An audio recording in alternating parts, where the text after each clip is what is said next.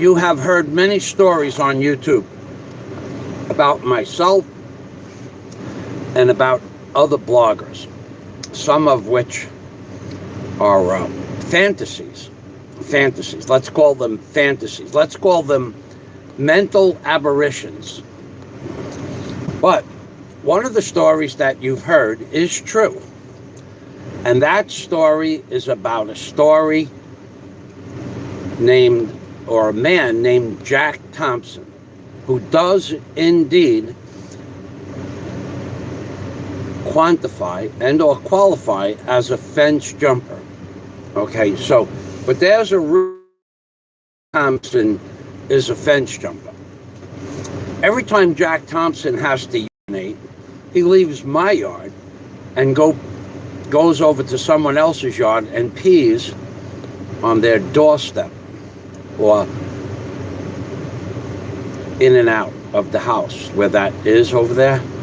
So there is a reason to be a fence jumper. So there are good fence jumpers and there are bad fence jumpers. But Jack Thompson is a good fence jumper. But that's not the moral of our story today. Goes far beyond fence jumping. What we're going to talk about is men who have a fetish with other men's butts. And apparently Jack Thompson is one of those men with white butts, other men. I found this out this morning. Sad as it sounds, Jack Thompson conveyed his innermost feelings about how he feels about other men, and more specifically other men's butts. But that's a butt like B-U-T, but very white butts. So he went out and he sought after the whitest butt that he could possibly ever know about, and he found that butt, and he was staring into that butt, and he was blinded by the whiteness of that butt. So what I'm trying to say is that there are people in this world that have fetishes about other men's butts. Now, I personally don't see the interesting part about fantasizing about other men's butts. But I will tell you that there are people in this world who can't go a day without fantasizing about other men's butts, and Jack Thompson is that person. He is that person. He is he's not only is he a fence jumper, but he moves around from one YouTube channel to another trying to find the whitest butt, and then what he does when he finds that butt, he butts his face right up against the butt like the butt something is the butt something like that, and he stares into the butt, and the whiter the butt, the harder he stares, and the blinder he gets. I don't know what it is about this guy, Jack. I got to tell you. Now, one more thing I want to tell you also about Jack Thompson is this morning he raised his pledge on Patreon 50%. So even though he's a fence jumper, he still decided to give more money to my Patreon page than he was giving, by 50% more. So let's shout out to butt sniffers. Yeah, butt sniffers. Shout out to the fence jumpers of the world. Shout out if you be a fence jumper. Shout out. And the thing that Jack looks for when he's staring into the butt, he likes to have a straight into the butt. Let's get to the butt of the problem here. What he really likes to do is when he's looking into the butt, he likes to look into the butt kind of like this. He looks into the butt.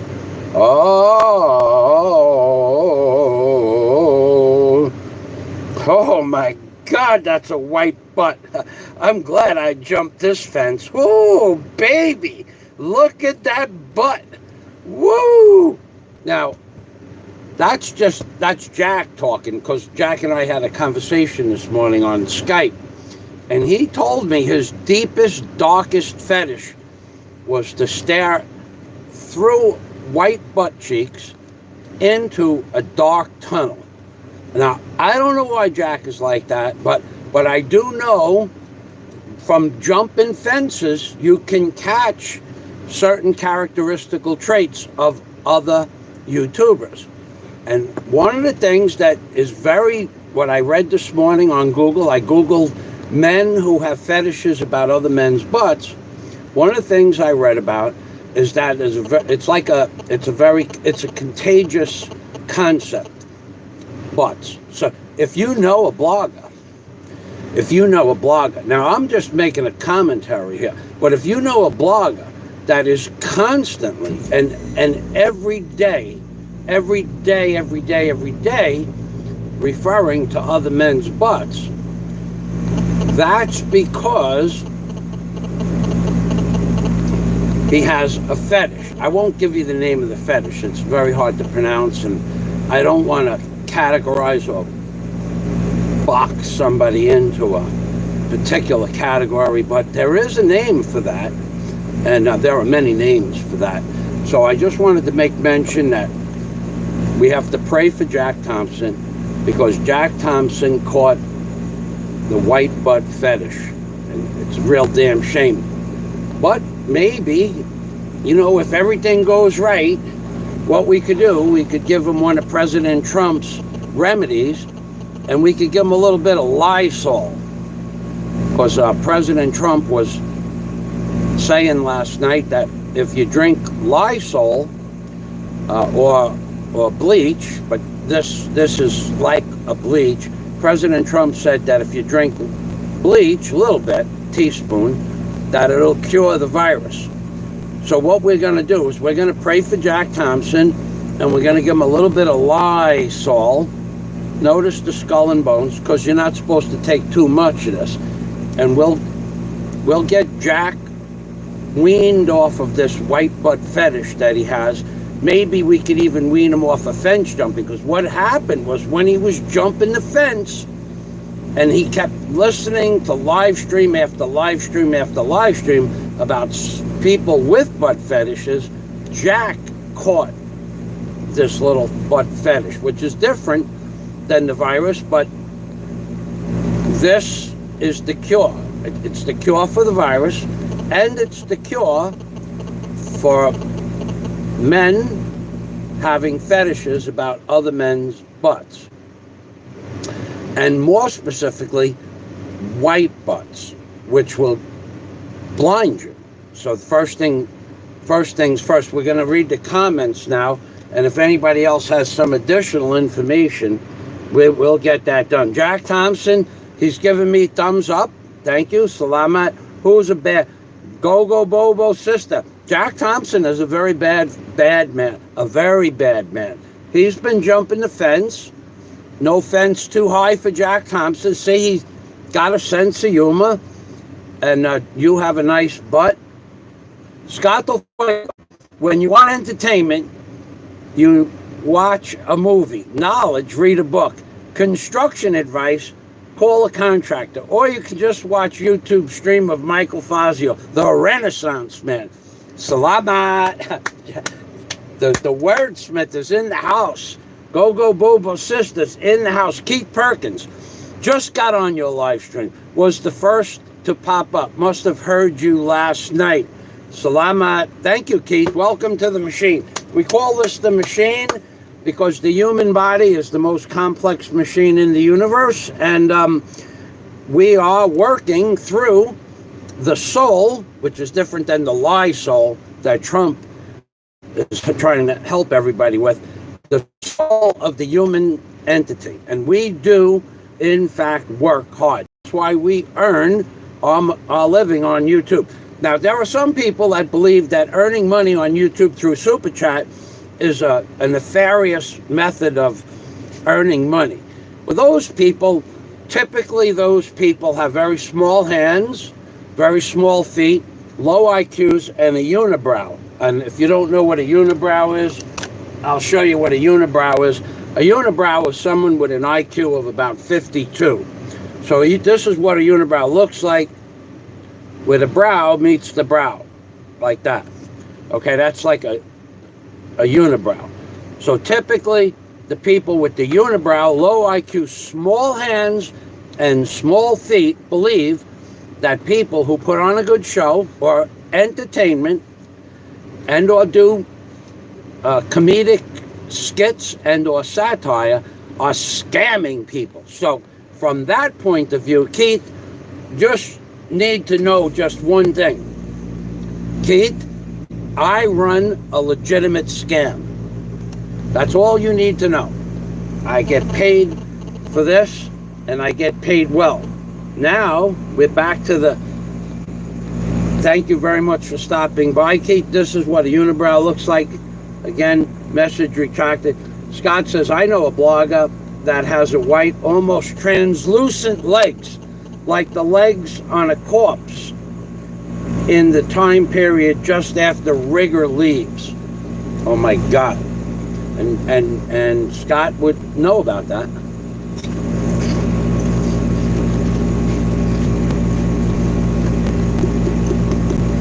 This is the cure-all. A little bit of Lysol, touch of bleach, cure you of your fence jumping butt escapades. John Escape is in the house. Welcome to the machine. Dennis Adam, Lysol. Oh yeah, there's a lot that has to do with white butts is misinformation. There's a lot of misinformation that comes out of a white butt, and that's why the whiteness blinds you to the truth.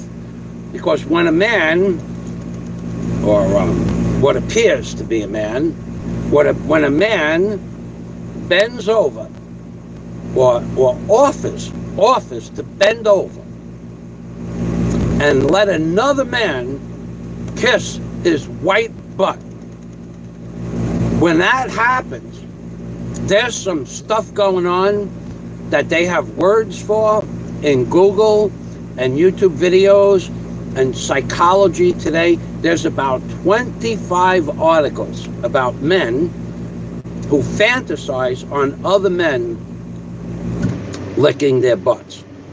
I'm being serious. I was just on Google. I for the first time in my life, I looked up what it's called when one man offers another man to kiss his butt. And there none of the things I read about had I ever heard of before. But there's probably 100 articles on magazines I've never even heard of, with magazines with men all over the cover, in the back of the cover that shows you the men's thing. A very specific word for men that are constantly talking about other men and other men's butts. But I want to just make this clear as day.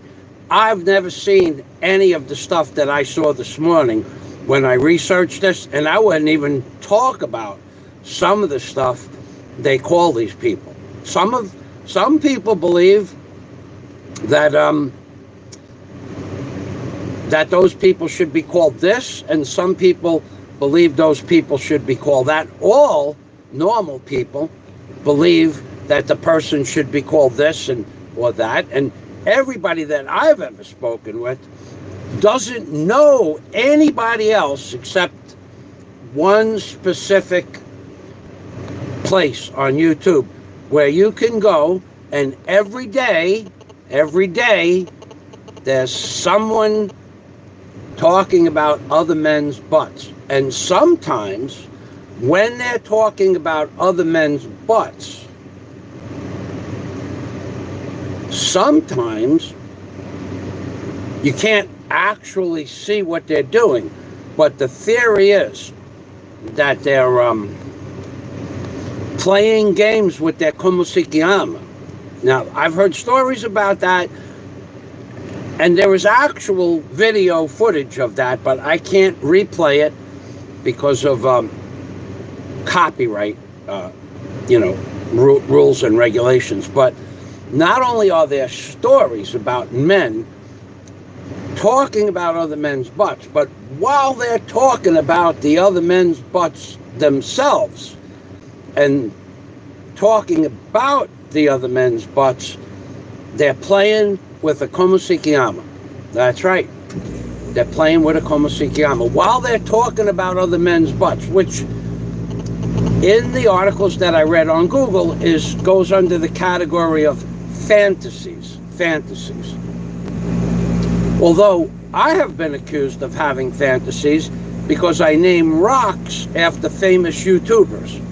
So I guess we all have our fantasies. But, see, no pun intended, but my fantasies occur out in the wilderness, in the water, in the ocean, in the dogget, whilst swimming, whilst getting exercise, whilst getting sun, whilst relieving stress by swimming. My fantasies to name a rock or a clam or a piece of coral after my friends on YouTube, those are considered by the one playing with his komusikiyama, those and fantasizing and talking about other men's butts, where that person is getting no sun, no exercise, and atrophy. That his body is literally atrophying away.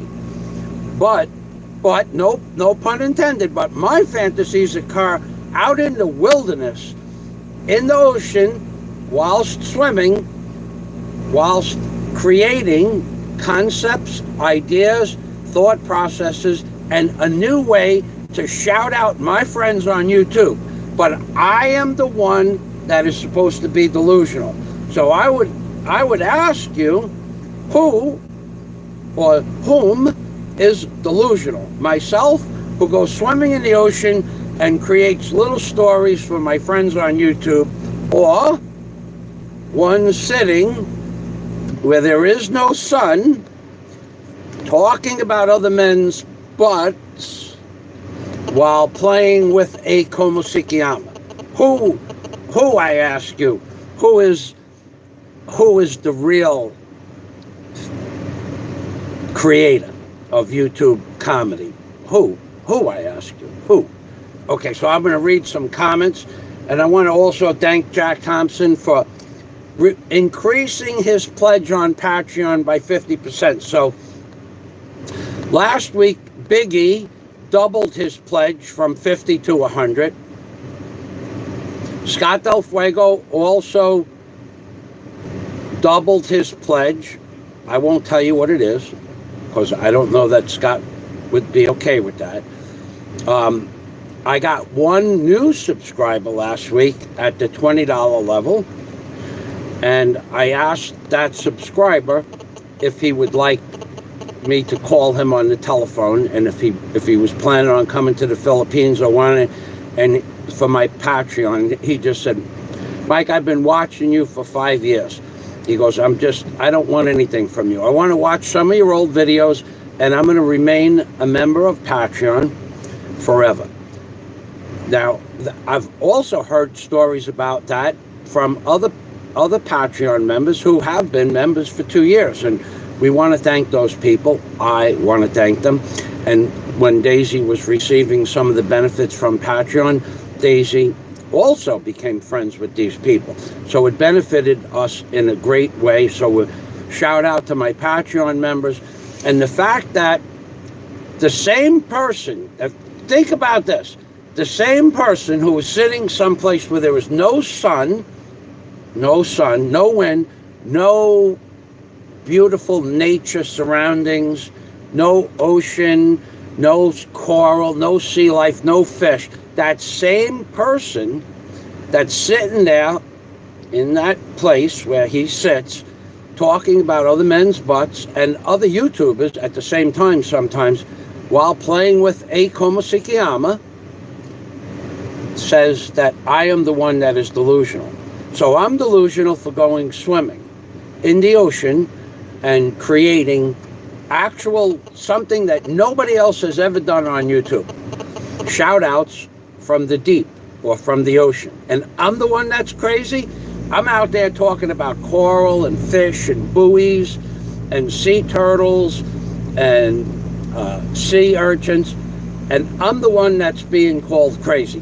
Can you now picture this? I'm crazy because I'm out there in the environment getting exercise. Sun is giving me a nice color to my face and exercise. And then I interact with the fishermen. I put up a video this morning what a Philippine spear fisherman looks like. This is real. There's like 40 or 50 men out there in the ocean doing fishing every day. This is real. This is real life. We are actually out there talking to one another in the freaking middle of the ocean sometimes. I run across, I'll be swimming out in the deep, and there'll be a boat out there, the guy will be fishing, and I'll swim by him and I'll say, how you doing? And hey Mike, what's up? Not much exercising. Okay, you have a nice day. And then I swim away and they continue fishing. So I'm the one that's crazy for going out into the ocean, in the deep, not in the shallow. I only just started with the videos from the shallow because that's where I was going, out to the ocean, to the deep. But I get accused of being a fraud, a scammer for collecting super chat for my efforts, and a complete fraud and a complete scammer that doesn't deserve to make any money because of my Patreon account. Well, shout out to Shyster Fazio. Shout out, shout out, shout out. This is what I think. This is what I think you need. You need a pair of these. You need a pair of these. Go outside, get some exercise, stop fantasizing about other men's buttocks and other YouTube bloggers. Stop that. That's not good for your health. It's not good for your mental acuity. Doesn't do anything at all for your people's perspective about what they think about you. What people think about you is what you project on YouTube. I do comedy, and I don't think anybody believes when you're talking about another man's butt or sphincter. I don't believe anybody thinks that's comedy. I think everybody, from a psychological point of view, that the what I read on Google is repressed feelings, or the desire to do certain things with men. That's what I read this morning. Now I won't get involved with who's doing what to whom, but I have touched on the subject as to who might be thinking about doing what to whom, and apparently the fact that Jack Thompson was offered the use of your white butt to lick, that is pretty out there on the obscurity level. If there was an obscurity level from 1 to 100 for repressed emotional feelings, and you were categorized or calculated like what percentage of obscurity that is, to offer another man to lick your white butt on YouTube. To do that? To really do that? Really? You did that? You really did that? To do that? That's called repressed emotions. Scott Del Fuego would probably be better with that. So I'm going to go to the comments. Maybe somebody has a word for it. Lies all. Barge Dragon, Jack Thompson, the movie I watch every night on Patreon. Salamat. Dennis is saying hello to Jack. Dark Cider. Haha. He is demonstrating a unibrow. That's right, baby. Also a werewolf. Have a unibrow. That's right, baby. Michael has a bat wings over his eyes. That's right, baby. Pinoy Ahoy, welcome to the machine. Pinoy Ahoy has a channel on YouTube where if you want a shout out, you go to Pinoy's channel, say hello to Pinoy, and he'll give you a shout out to your channel. Jack Thompson, avoid at all times. Scott Del Fuego says, ultraviolet blood irradiation therapy is an effective therapy against viral and bacteriological infections. It was put to the side in the 1950s, as it did not involve profit potentials of pharmaceuticals. That I believe. Present, Big E, we were just talking about your encounter and the fantasies that occurred while thinking by one out there in, I don't know where the hell the guy is from. I don't know where he's from. I don't know where his mental status lies, but I did hear a story about a week ago where a man was talking specifically about your sphinxter. And then, unfortunately for everybody,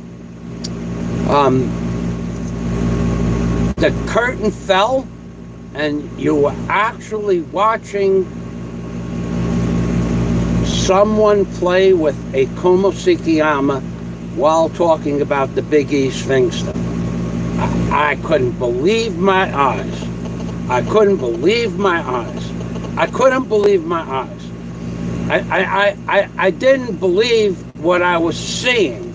I didn't, not only, I couldn't comprehend it. And the fact that I saw it, I can't unsee it.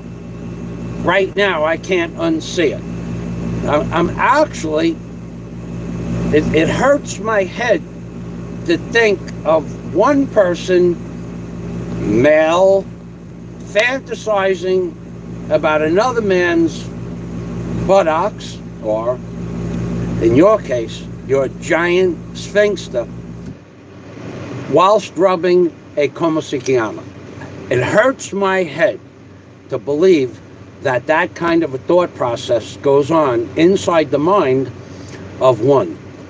And then to go one step further, to call me delusional, Michael Fazio, one who goes out into the ocean and collects all kinds of sea life and creatures and makes videos about wonderful people I've met on your channel, Big E, and Cheese channel, and Sob's channel, and Lyrish Israel Caregiver, and the Hopsters, and to check out the Rileys. I make videos for all these people. Give them a little shout out from something that nobody's ever done on YouTube before, and I am delusional for naming rocks after my friends on YouTube, or clams, or flowers, or things of a most beautiful things that you've ever seen in your life are under the ocean, and I'm the one who has delusions of grandeur, or is delusional, as opposed to a guy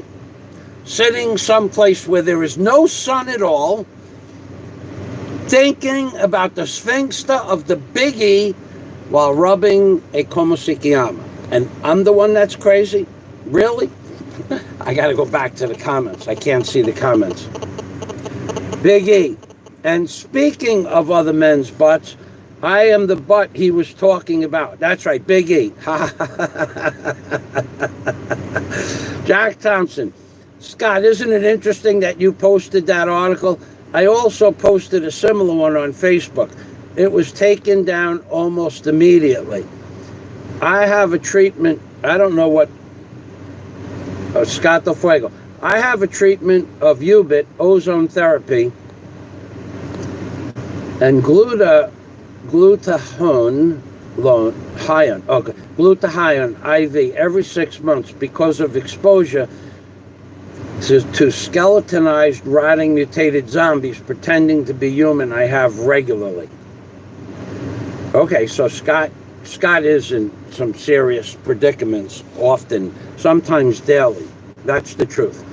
Of course, Facebook is in the Vaxxer communist pro-virus group. They want us chipped and compliant. So I have my ideas about that. I'll share them in a minute, but I just wanted to share some of the Big E sphinxter stories. Wow, it's just really one story, but it's an ongoing, it's like a saga where there was one particular entity out there that just can't stop thinking about Big E sphinxter. And it's not me, and it's not Jack Thompson. So, John Escape, it's the fedora. We have the fedora on. Keith Perkins. A guy from Brooklyn always has a hustle. Keith, I run an honest scam here. I run an honest scam. He is a New Yorker. Biggie, says Biggie says he is a New Yorker. Biggie, it's traumatizing to see it, but when you think that it's your own ass that he's describing when he is doing it, and Biggie is talking about, there's a thing called the Komusikiyama, and there's one playing with the Komusikiyama while describing Biggie's Sphinxter. Now, I want you to visualize this. Biggie he says he's 6'6" and 300 pounds, so he's a big man. And there's another man who talks about Biggie's Sphinxter every day, almost every day. Just if he doesn't talk about that today, there was no talk about the Big E Sphinxter, but there were offers for Jack Thompson, to do things to the white buttocks. It was offers. There's a lot of, I wouldn't say, there's a lot of, I don't know what to say. I gotta plug this thing in. There's a lot of articles on Google that have words that describe people like this, but there's nothing that I could say on YouTube that would justify what I heard and what I saw in a live stream. What I heard and saw in a live stream, there's nothing that I could talk about in Google. Nothing I would talk about, because it would be, I just want you to think about how many men out there that have watched or listened to the Big E. You guys tell me yes or no. How many men out there, we're talking about men now, we're not talking about the other thing. How many men out there have fantasized about the Sphinxter of the Big E while playing with a Komusikiyama? How many men? I don't think I'm going to get a lot of a lot of positive feedback on that. So Big E says it's traumatizing to see it, but when you think that it's your own ass he's describing when he is doing it, that's the traumatizing part. Scott Del Fuego says, fedora is fair warning. You see the fedora, don't complain about the scam. I run an honest scam here. If I was in Brooklyn, I think I would be doing a lot better. But the other day, I got John escaped. I got him for about $1,600 to $1,800 in the 2 boxes that he's going to send of fins and regulators and snorkels and masks. But then he's sending me 2 58,000 peso generators, Honda generators. So I got him for about $150,000. I gave it to him good. But I mean, in a good way, I mean. And when he was done, when I gave him the list, he still asked me if there was anything else. So I got another list, but I don't know that I'm going to have time to give him the other list. It's a little bit longer than the first one. But remember the church. I'm building a church near the hotel. I'm building a church, and the motto over the door of the church, over the top of the door, it's going to say 3 things. First thing it's going to say is, it is better for you to give to me than the other way around. That's number 1. Number 2, Jesus said it is better to give than to receive. I'm the receiver. You're giving. You give to me the money.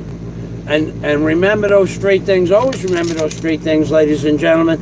Mr. Obama, he loves you. How's Trayvon? Ooh, don't talk about Trayvon. How's Larry? Oh, Larry. Oh, Larry Sinclair. You love Larry? I love Larry. How's Larry doing? He's going bald. Oh. Go away, Mr. Obama. Got him. Mr. Obama, he likes to talk about that shit. So I'm the crazy guy. I'm the crazy guy for going out into the ocean creating something that nobody's ever done on YouTube before. I give each person a characteristical trait of a rock, a piece of coral, a coral that looks like a typewriter, a clam, a fish, a clump of seaweed. I give everybody a different name, which is just my way of saying hello. And I've done something that nobody else in the history of YouTube has ever done. Shout outs from the ocean, 1 minute shout outs. And I am the psychological mess, as opposed to the one who fantasizes about the Big E Sphinxter while rubbing a Komusikiyama. Do you see? You see where I'm getting at here? Do you see that there's some sort of a disconnect here with reality, where my reality is going out to the ocean and doing shout outs to any one of 50 friends that I'm going to do shout outs for. And their reality is to fantasize about a giant sphinxter on a man they've never met whilst rubbing a Komusikiyama. And I'm the guy with the psychological issues. Really? I'm the guy? I don't think so. In fact, if I took a survey, I think I would come back. I would come back as completely normal. Big E, I lost weight. I'm down to 290. So his sphinxter is 3% smaller than it was last month. Brooklyn is the scam capital of the world. It is. You know, nobody understands what it's like. In Brooklyn, everybody's running a scam. Everybody. You are born scamming. It's part of a genetic code. I gotta tell you, I've never met anybody from Brooklyn that wasn't running a scam. Never. Most of them are business people. Most of them are street smart. And most of them have a job, and then they're doing things on the side. Most of them. So thank you for stopping by, Lewis. Pagan Punts, Jack Thompson. Remember, it's John Escape. He doesn't care how much money he sends me in ballot buying boxes, because he knows the truth is it's just paper with dead presidents on them. That's all. So, Jack Thompson said hello to Mr. Obama. Wow, so special. The name Sea Urchin after a little Lyrish Israel caregiver. Good morning, Bishop. Hey, Lyrish, we were just talking about you. Welcome to the machine. Crooklyn, says Scott Del Fuego. I like that. I want to do a live stream. I'm going to use that word, Crooklyn. I like that. I never heard that name before in my whole life. Lyrish Israel caregiver. I just woke up. Lyrish. I saw you on a couple of live streams last night, and you were leaving when I was there. I was so tired. I get up at 5 o'clock in the morning, and then I didn't go swimming yesterday, but I did do some things that required more effort than I don't really want to tell you how much effort that was involved with that, but I did have a little bit of a workout yesterday, and then I got up at 5 o'clock with only like 4 hours of sleep. I would have said hello, but then the computer Lyrish, we love you, Lyrish, and you're doing good. You got about 200 shout outs this week. Shout out to Lyrish Israel caregiver. We're trying to get Lyrish up to 1,000 subscribers. So anybody that sees her name, please go to her channel and subscribe. Whether or not you watch her videos, what you can do, what I do is I'll put Lyrish's videos on, and I'll put them on in the background when I'm doing something else. Or when I go outside, I'll just put Lyrish video on, and then I'll just, so she gets the time. And just so that it's just YouTube time. But I enjoyed listening to her when I can hear her, Lyrish. You need to talk a little bit louder, put the microphone up to your mouth. But other than that, She's a sweet girl. She lives in Israel, and she takes care of people for a profession. So shout out to Lyrish Israel Caregiver. Shout out. Thanks for stopping by, honey. And if you don't stay, I'll understand, because I'm not going to stay much longer myself. I think I've said sugar. Oh, right. That's right. My God, I forgot all about the sugar daddy thing. I have heard that Big E is running a sugar daddy scandal. And yet, I don't believe a word of it.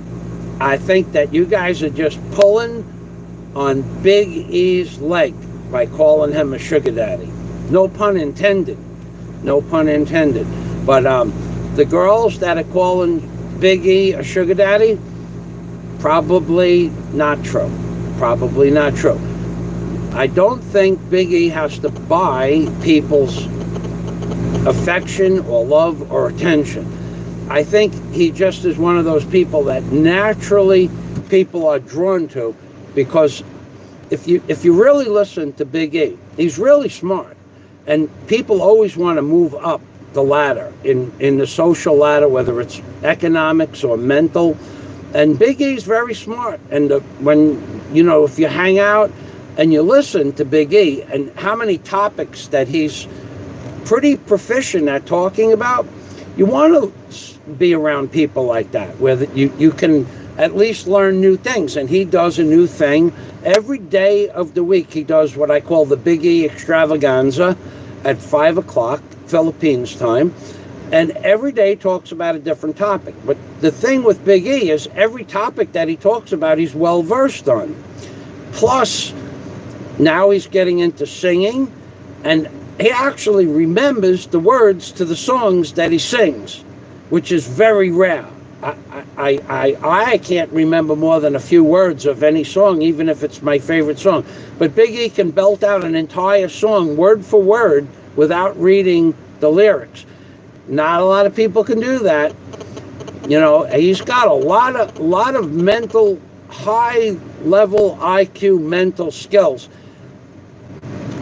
And I think I attribute a lot of those mental skills to the fact that he doesn't sit around all day fantasizing about other men's sphinxes and playing with his komosikiam. I think that the time that he developed his mental acuity, he was reading books and going to colleges and getting degrees and traveling, and plus he came from a successful family, so he had many successful father and mother figures to watch and to learn from. And I don't think Big E spent any time at all, and I don't think he even spent 10 minutes of his life, probably not 10 seconds of his life, probably none of his life did Big E ever fantasize about another man's sphinxter while playing with a komosikiam. I don't think he ever did that. And in fact, next time I talk to him, I'm going to ask him, did you ever? And I'm pretty sure the answer is going to be, no, I never did that. Okay, because there is normal and there is abnormal, and then there is the words that they call people who fantasize about other men's sphinxters while playing with a komosikiam. None of which I can say on YouTube for fear of. And then, I could talk about the other topic that was being talked about. Oh my God, there's so much love for Big E and Big Kevin. Oh my God, the love that they share, that there is shared. Thank you so much, Bishop, says Lyrish.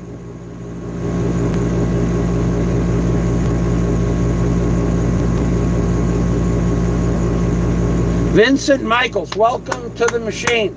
There's another serious member of my community. Thank you very much for stopping by. I think I saw you on Steve Montelli's show yesterday. It was another show. But thank you very much, Vincent Miles. Thank you for your support, and thank you for saying hello. Another person that has been supporting me for years So, or have I been scamming Vincent Michaels? Which is it? Vincent, maybe you would like to answer that question. In fact, I think I know the answer to the question. Lyrish Israel Caregiver says, I was get crazy on my live stream yesterday, Bishop. Oh my God. I'll have to go check that out, because right after this show, I have something to do. And now a break from our sponsor. President Trump says, if you want to get rid of the bug, Lysol disinfectant is the way to do it. And what this is, it's a mixture of Lysol and bleach. So President Trump said something about disinfectant. I didn't have any disinfectant, but you know what? Let me tell you the truth about Lysol. It's poison, Lysol. If you read it, it says don't swallow it. If you read the ingredients in Lysol, it says it's not a good thing. I'll read the ingredients.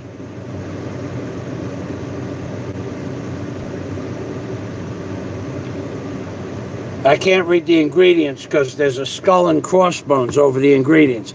But if you were to drink this, it probably wouldn't be a good thing. So we have Lysol, President Trump's solution to the bug.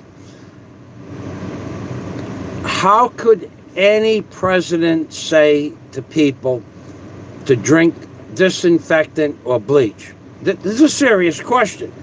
There is something seriously wrong with this administration. Well, let's get political for about 90 seconds. What did Trump promise to do? Build the wall. Did Trump build the wall? Nope, didn't build the wall. You don't hear about the wall anymore. What else did Trump promise to do? Bring down unemployment from 8.5%. He got it down to 4.5%, and that schmuck brought it back up to 27% as of yesterday. Okay? Oh, yeah, he fixed the economy, all right. Trump sent it in to the American people and the people of the world. So far, he sent it in long, deep, and hard. Woo! Long, deep, and hard? Who did that? Trump did that. I love Trump. I love Trump. Mr. Obama, you could probably meet Trump. I met Trump already. He's a very little man. He's a very small man in stature. I'm a very tall man. And when Trump says long, deep, and hard, he's fantasizing. All right, Mr. Obama, salamat. You go over there. Tell you what, Mr. Obama, how would you like a little bit of skull and bones? Bones? Are they long bones? Yeah, they're very long bones, Mr. Obama. I'll take one. Gotta take one. Okay, Mr. Obama, you go over there. Mr. Obama's over there with the skull and bones, baby. So that was our break from our Trump political sponsors. Pedro. Hello, Mr. Fazio and company. Pedro Rojas Cervantes. Welcome to the machine. Thank you so much, says Lyrish Israel Caregiver. You're welcome. The Rona is disproportionately affecting the people of color in Crook County by a rate of 7 times. Wow. The 7 times proportion. Disbursement missions are about 10 times proportion in communities of color. So what you didn't hear from me and what Scott didn't say, that word disbursement missions. Disbursement missions. See, Scott and I know something that you don't know. And I've said it right from the beginning. From the get-go, there was a time back in 2017 when Fauci said that no doubt President Trump will deal with a pandemic called the Corona virus. No doubt Trump will deal with this on his watch. No doubt. No doubt. That was January 11th of 2017. That Fauci, his medical liar, the Lysol guy. Fauci, the Lysol guy. Okay, then On October 18th, Johns Hopkins University said that we're going to have a drill, just like on 9/11. We're going to have a drill. We're going to practice locking down New York City in case of a pandemic. And we're going to call that pandemic the coronavirus. So that was an amazing thing, right? But that happened on October 18th of 2019. But they sent out notices a year before for that lockdown for the coronavirus. So they knew a year before. And now we got it. And now here's the good part. Here's the part where the skull and bones comes in. President Trump said yesterday there's a high probability that this is just the first round and that the next strains will be more virulent. That's what he said. I saw it yesterday. It may have happened the day before. He said that this is just the first round. Just the first round. He said that. He said, and 3 weeks ago he said, it's kind of okay that this happened now because it prepares us for future events. They are sending it in long, deep, and hard. Whoa, did I hear? Mr. Obama, I was just discussing President Trump. I love Trump. Why do you love Mr. Trump? He could tell a story. Better story than you? Oh, he got them. He got them, Fazio. He got Mr. Fazio. He got them, Mr. Fazio. Trump is better than me. Who's better than me? Trump is better than me. He sent it in long, deep, and hard to the American people, but he sent it into the world. So I want to talk about politics for about another 30 seconds. Then I'm going to read the comments, and then maybe I'm going to end the stream. But at no time in history did all politicians, all judges, and all lawyers, all world leaders, and all countries, all at the same time on the same day agree on any one topic other than this. So this has to do with what Steve Montelli brought up yesterday.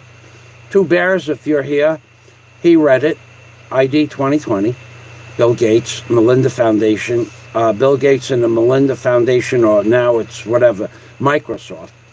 They want to ID every man, woman, and child on Earth. That's what they want to do.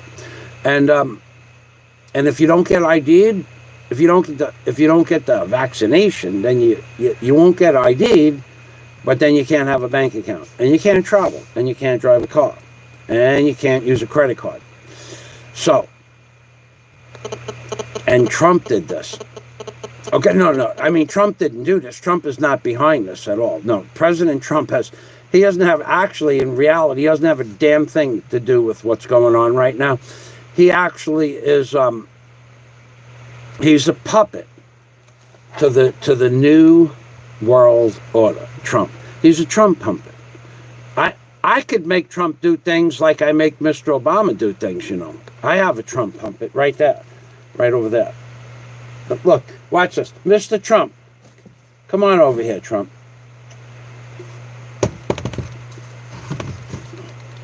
Michael Fazio, what do you want?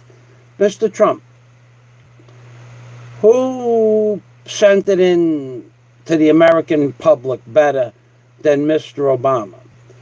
Oh, I sent it in worldwide, globally, in the name of Trump. In the name of Trump. In the name of the Trump. Trumped Obama.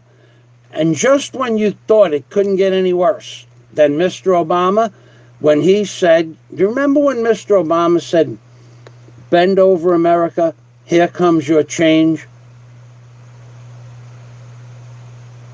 Remember that? And just when you didn't think it could get any worse, President Trump to the rescue. Brought unemployment from 8.5% all the way down to 4.5%, and then back up to 27%. He screwed you all. He screwed everybody, worldwide and globally. Right, Mr. Trump? Got no words for it. Mr. Trump is, he even stymied himself when it came to words. Can you talk about what you really did to the world, Mr. Trump? Not so, huh? Is it going to get worse?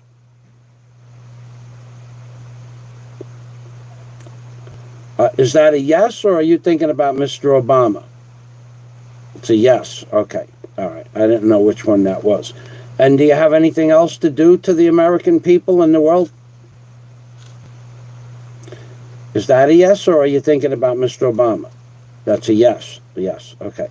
And how is it going to get much worse, Mr. Trump? How much worse? Does that mean a lot? Huh. And what about the wall? No wall? Was the wall, were you ever going to build a wall? No wall, huh? How about Mrs. Clinton? Did you ever say that you were going to put her in jail? Did you mean it? No, he didn't mean that either. But it's an amazing thing when you get to talk to a wooden-head Trump. So, Mr. Trump, do you take orders from the New World Order? Do you like it? What do they give you for it in return? They give you orgasms? The New World Order gives Mr. Trump an orgasm. What does that look like when the New World Order is slipping it in there? Calm down, Mr. Trump. I don't want to get my desk all wet. All right. So are you done with America? You got more shit that you're going to do to America? How much? A lot? All right, you heard it here. How about this, Mr. Trump? Are we close with this? The Lysol from the politicians of the world? But you're number one, right? And what does that do for you when you're slipping it in long, deep, and hard, Mr. Trump? Orgasms. Okay. All right. Well, thanks for stopping by, Mr. You go back up there. See, I get the truth. I have the truth. I am the forebearer of the truth. It's going to get worse, folks. They haven't even started yet. They haven't started with you people yet, but it's going to get worse. Going to get worse. Going to get worse. What? Didn't it just get worse a couple of days ago? Didn't they just extend it for another month? Another month? Really? Another month? And what they're doing is they're taunting the 3%ers. That's what they're doing.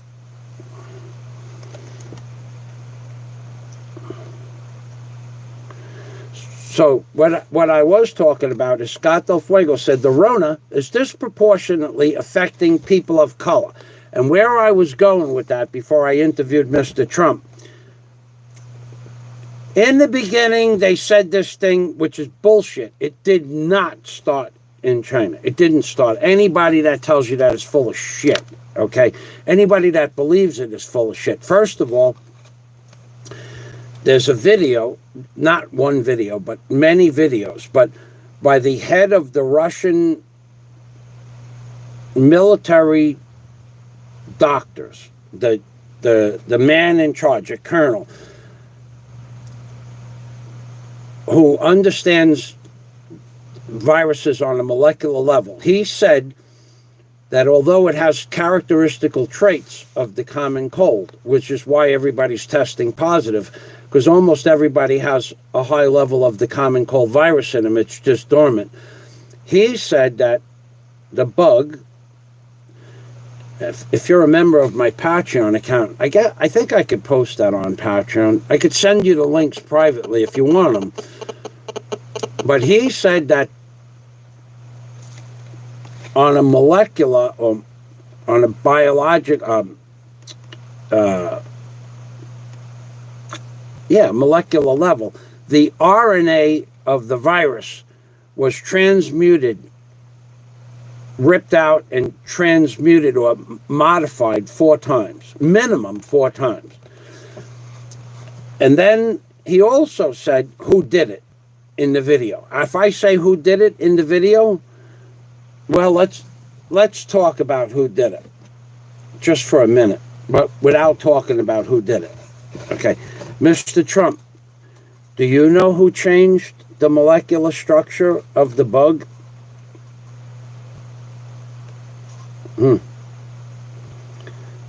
Is somehow those people that may have done this related to you?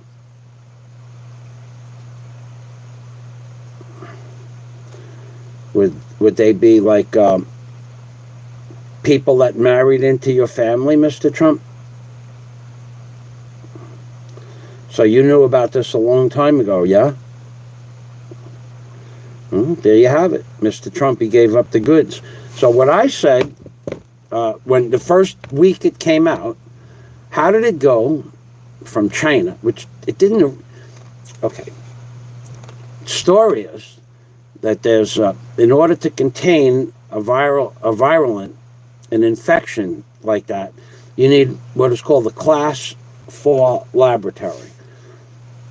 To maintain...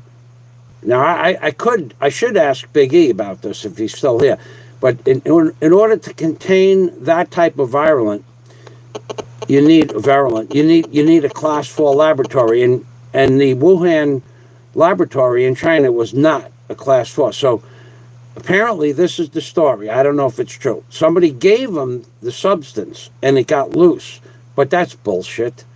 That didn't happen either. How did it go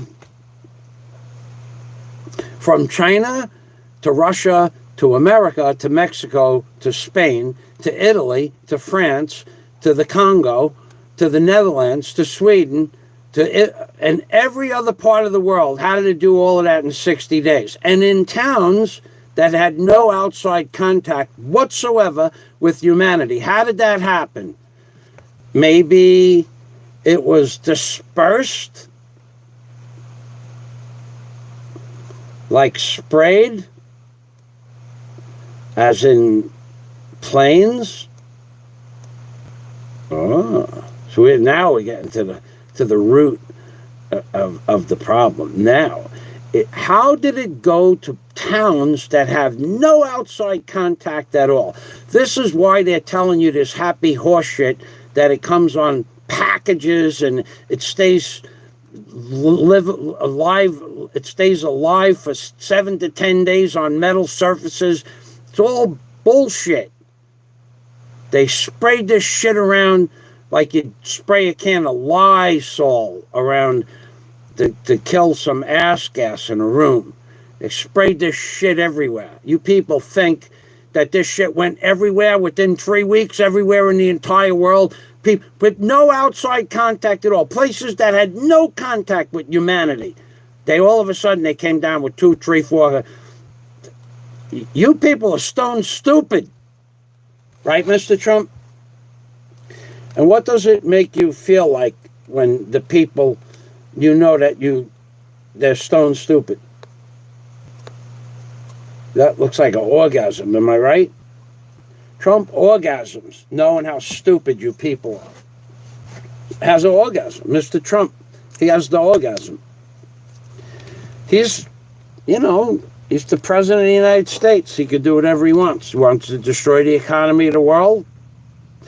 It's his job, not just an adventure. So Scott says, this is the truth. Now, this is what I said from day one. No way it could spread that fast. The Rona is disproportionately affecting people of color. In Crook County, Illinois, by a rate of 7 times the normal proportion. Disbursement missions are about 10 times the proportion in communities of color. Oh yeah, license. L-I-C, lick. Okay, page high, dang. Good signal tonight. What did you change? I ran I ran 2 8-hour full computer scans, page high, and then I restarted the computer 4 times, and it seems to be working a little better. Although it's not working so fast, my Microsoft Word is slowing it down a little bit, but I don't know why. That is nice of you to say, Bishop. Ha ha ha. Yeah, Bishop. Yeah, it's true though, Big E. You and I both know we've talked about this before. Jack Thompson, Big E, send me a sugar daddy application, please. Big E, all Big E has to do is put you on the friend list of Big E, and you will have more friends in a matter of a few hours than you've ever thought possibly happen on YouTube. I didn't realize how many friends Big E has, and there's no possible way Big E could be giving people gifts to this extent. So it has to be his persona, his personality. And if you talk to Big E in real life, in person, then you know why people like him. He's honest. He's very truthful. I mean, more truthful than you might ever expect people to be, and yet not disrespectful. There's a difference in his truth.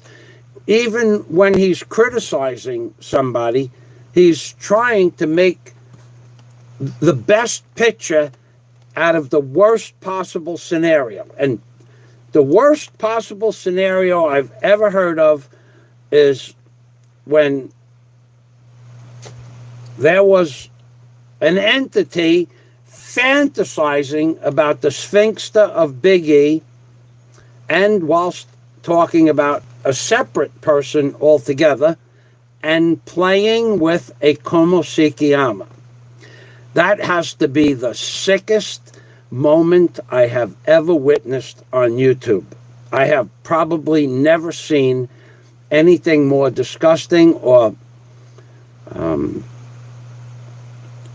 I don't think I've ever seen anything more disgusting on YouTube. I mean, you could watch pornography and probably find something more disgusting, but as a viral moment of disgusting, the one moment in all of history on YouTube I will never be able to forget is somebody, an entity, talking about the sphinxter of the Big E while rubbing a Komosikiyama. I have never seen anything so disgusting in my life. Never. I've seen disgusting things, but never have I seen something that disgusting on YouTube. Nothing. Nothing comes close. Nothing at all. There is nothing on YouTube that even comes close. So the fact that it was recorded by over 7 to 10 to 15 different people, and other people played it back on their channels. I don't have, to do that, but other people have done it and have made commentaries on it. Nobody thinks that's normal behavior, by the way. There's nobody on YouTube that thinks that's a normal behavior. And I would imagine that if something like that was shown to professionals, they probably would say, what the fuck? What the fuck? Are you serious? Because when I told somebody about that, they said, no. Really? Send me that. Send that to me. So, I did. But, I mean, that's the response. People say, there's no fucking way anybody did something like that. And yeah, the guy did that. He did that. Yeah, he did that. But, of course, going back to the comments,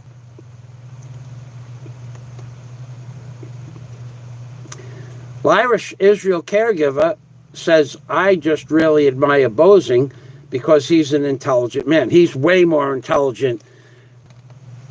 I think there's only just a few people I know as intelligent as Big E. One of them is the guy who was behind the 9/11 with Mayor Giuliani, Joel A. Mealy. Although he was just that guy was just pure satanic in nature. Another one is, well, my guru, Norm Tolson, was smart like Big E. He could talk on any subject in depth. And then there's Big E, Scott Del Fuego, Clark Henderson, Dr. Clark Henderson. There's just a few people I know that I would think are on that level of intelligence. And all of the people I mentioned are all Mensa participants in Mensa, which is like the genius IQ level thing. So Big E, before he told me that he was what level he was in Mensa, which I forgot, but before he told me that, there's just no way that man could have that much knowledge without being a Mensa, a person in Mensa. So, yep, that's true. That he is very smart, Lyrish. I learned a lot on his topics. That's what I love, Yahoo Sugar Daddy. I am guilty as charged. So far, never got cogitated. He's got a good vocabulary, too. So, I am guilty as charged. So far, never got cogitated over a man's ass. Not a lot of us have, Big E. You're in a good field of participants. When I'm pretty sure that most of the people that come to my channel on a regular basis have never got caught up with mental issues like that. Vincent Michaels, hello, Big E and Sabu. So Big E and Sabu and Vincent Michaels are both high-ranking members of my Patreon community. And Vincent says, yay, that Patreon money is paying off. Without the Patreon money, Vincent Michaels, I probably wouldn't go on YouTube and live streams. I would probably be a lot less boisterous without the Patreon, because the Patreon pretty much subsidizes quite a bit of my income, on my needs for my income. It has nothing to do with my wealth. It has to do with that if I wasn't earning money doing YouTube and Patreon, I wouldn't do live streams. Why would I? There's other stuff for me to do. You know, when I get off the computer, sometimes I do things that see the difference between me right now. Well, first of all, let me explain this to you. Right here, over here somewhere, inside this little book right here, see this piece of paper right here? That piece of paper with the lines on it, that's a 30-day unlimited pass to go wherever I want. Anywhere I want. You just don't get those. They're very special passes. That's a 30-day unlimited pass to go anywhere I want, anytime I want, between 7 o'clock in the morning and I forgot what time it is at night. That means if I want to go to the city, I can go to the city. If I want to go to the local area, I go to the local area. If I want to go take a walk, I can go take a walk. Those passes, there is just a few of those, and I got one. Okay, and why do I have one? Well, I got one. That's all you need to know. And I can go anywhere I want. I forgot the time. From 6 a.m. to 7 p.m. only. Okay, so from 6 o'clock in the morning till 7 o'clock at night, I go anywhere I want, anywhere. And I can go by any means I choose. I could ride a bicycle, I could walk, or I could take a tricycle. Go figure. Maybe there's somebody out there that actually likes me, as opposed to and let me tell you how I got the pass. Okay, first of all, about a week ago, someone said to me, "Do you have a pass?" And I said, "No, I don't." And they said, "Well, how are you getting around?" I'm going, "Well, no one bothers me. Everybody says hello." And they said, "Are you serious?" And I said, "Yeah." He goes, "How'd you get in the mall?" So I showed him my driver's license. No pass? I'm going, they know me at the mall. So anyway, so then a couple of days later, someone said, you need a pass. I said, really? So I called up the authorities, and they said, well, you really should have a pass. So I said, well, how about a pass? And I said, what's on the pass? And they said, well, we'll send a pass over to you, don't worry. I said, well, where can I pick it up? They said, don't worry, we'll send somebody over. That pass was in my hand 20 minutes later. Unlimited, anywhere, anytime, from 7 to whatever that time was, 6 a.m. to 7 p.m. Go figure. Schmuck. Not everybody has limitations. You know, a man has got to know his limitations. A man has got to know his limitations. Take care, Mike. Good night, John. All right, good night, John Escape. Thank you for stopping by. Night, John, from John Page High. Page High says good night. John Escape says good night to Page High. Sugar Daddy services are on the way. Jack Thompson. I'm looking forward to meeting Big E, and when the lockdown lifts up. Oh, wait. Thank you. Big E, thanks, brother, says Jack Thompson. Jack Thompson, the man who was blinded by the white ass. Blinded by white ass. Page High says, oh, wait. No community of color statistically have more obesity, HTN, coronary disease, all comorbid risk. Okay, so Page High says, oh, wait, LOL. No, community of color. Okay, I read that wrong. Page High says, oh, wait, LOL. No, community of color statistically have more obesity, HTN, coronary disease, and all comorbid risk. So what Page High just said is that because of the poor eating habits of the lower income people, they have a high morbidity rate. And I would agree with that. I've worked in their houses. I've worked in people's houses in what was called Lefrak City, low income part of Lefrak City back in the 80s. People would come home with bags, because then they used paper bags then, bags of potato chips and soda.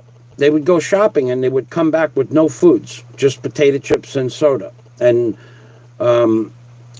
ham hocks, those ham's feet and stuff like that, chicken necks and what weird shit they used to eat. So, but mostly potato chips and pretzels and garbage and soda. Hi, Lyrish. How are you doing today? From Page High. Lyrish says, cool, Page High. Jack Thompson says, hello, Jeff. I don't know where Jeff is. Lyrish says, hello, Jack Thompson. How are you? Lyrish says, I'm good to Jack Thompson. Jack Thompson says he's good. I'm actually doing the testing, Page High. He's a doctor. It's specific to COVID-19. And actually, I've had many more negatives than positives. Okay, well, you would be able to tell me or tell the people, if you're allowed to, what the statistics are.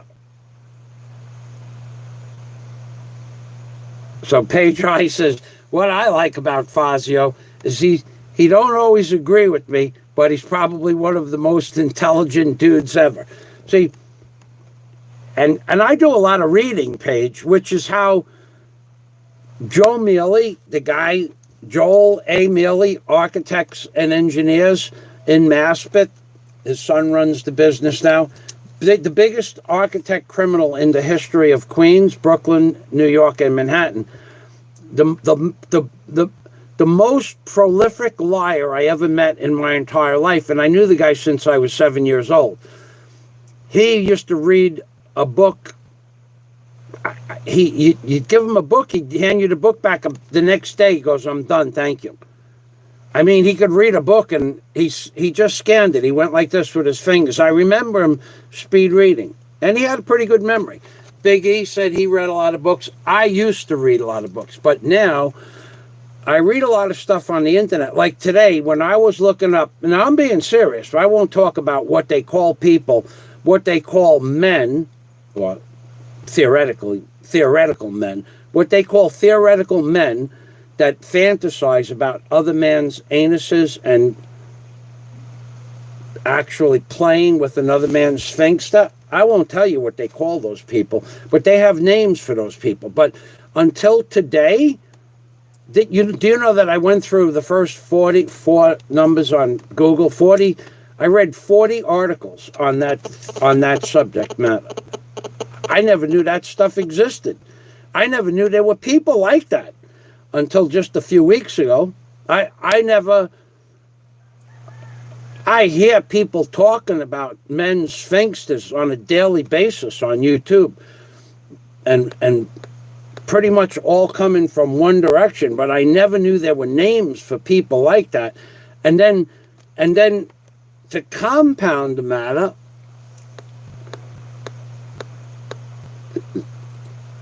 the men that they were talking about in the Google links for Agoria and all the different places, wherever that was that I was there, and then there are people that act out their fantasies.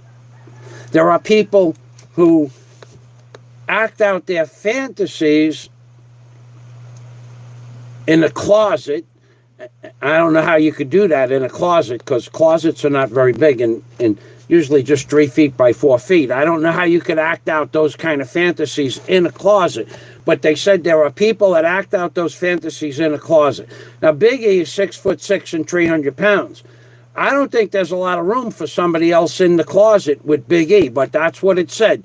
Something about people being in the closet and acting out fantasies. So if you're fantasizing about the sphincter of Big E in a closet, and he has to bend over in a 3 foot by 3 foot closet, that doesn't leave much room for you unless you're a very small man.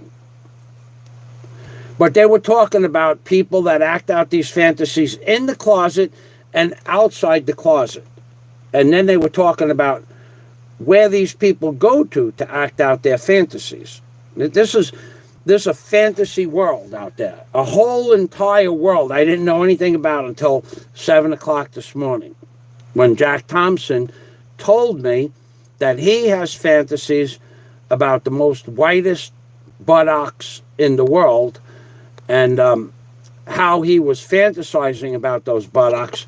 And then he actually found a pair of buttocks like that, and he stared into the whitest buttocks in the whole world and went blind. Now, I didn't know there were people out there like Jack Thompson, but now I do. And so I really should thank Jack Thompson for expanding my awareness and consciousness, and the fact that after Jack shared that experience with me, I said, Jack, there's a little bit more information that I really need to know. He said, I'll tell you what, Mike, I'll make it up to you. I'll increase my pledge on Patreon by 50%. I said, that's reasonable, thanks. And by the way, Jack, thank you very much for that, number one. And number two, this week, I'm running a scam. I'm running a new scam. Last week, I was giving this stuff away. I was charging $1 a minute for me to abuse people. Okay, verbally abuse people. I was charging $1 a minute. And I realized I realized that was not enough money to charge really for a minute of my time, because my time is valuable. And I run a legitimate scam. I have a lot of overhead. But what I was thinking about doing was raising the cost of abuse. I want you to pay me, like say you send me a super chat for $5, right? I'll abuse you for 5 minutes. But this week is the last week I'm going to do it for $1 a minute. So I just want people to know that next week I'm thinking about changing the prices. It depends on how things go with the economy. If Trump keeps destroying the economy, I'm going to have to keep it at $1 a minute. I doubt it'll go much less than that. But I just want you to know that I have an open Open thoughts about that. So Patri says, what I like about Fazio is I don't always agree with him, but he's probably one of the most intelligent dudes ever. Salamat. That's coming from a doctor. Big E, well, you are supposed to use a bio-level fallout.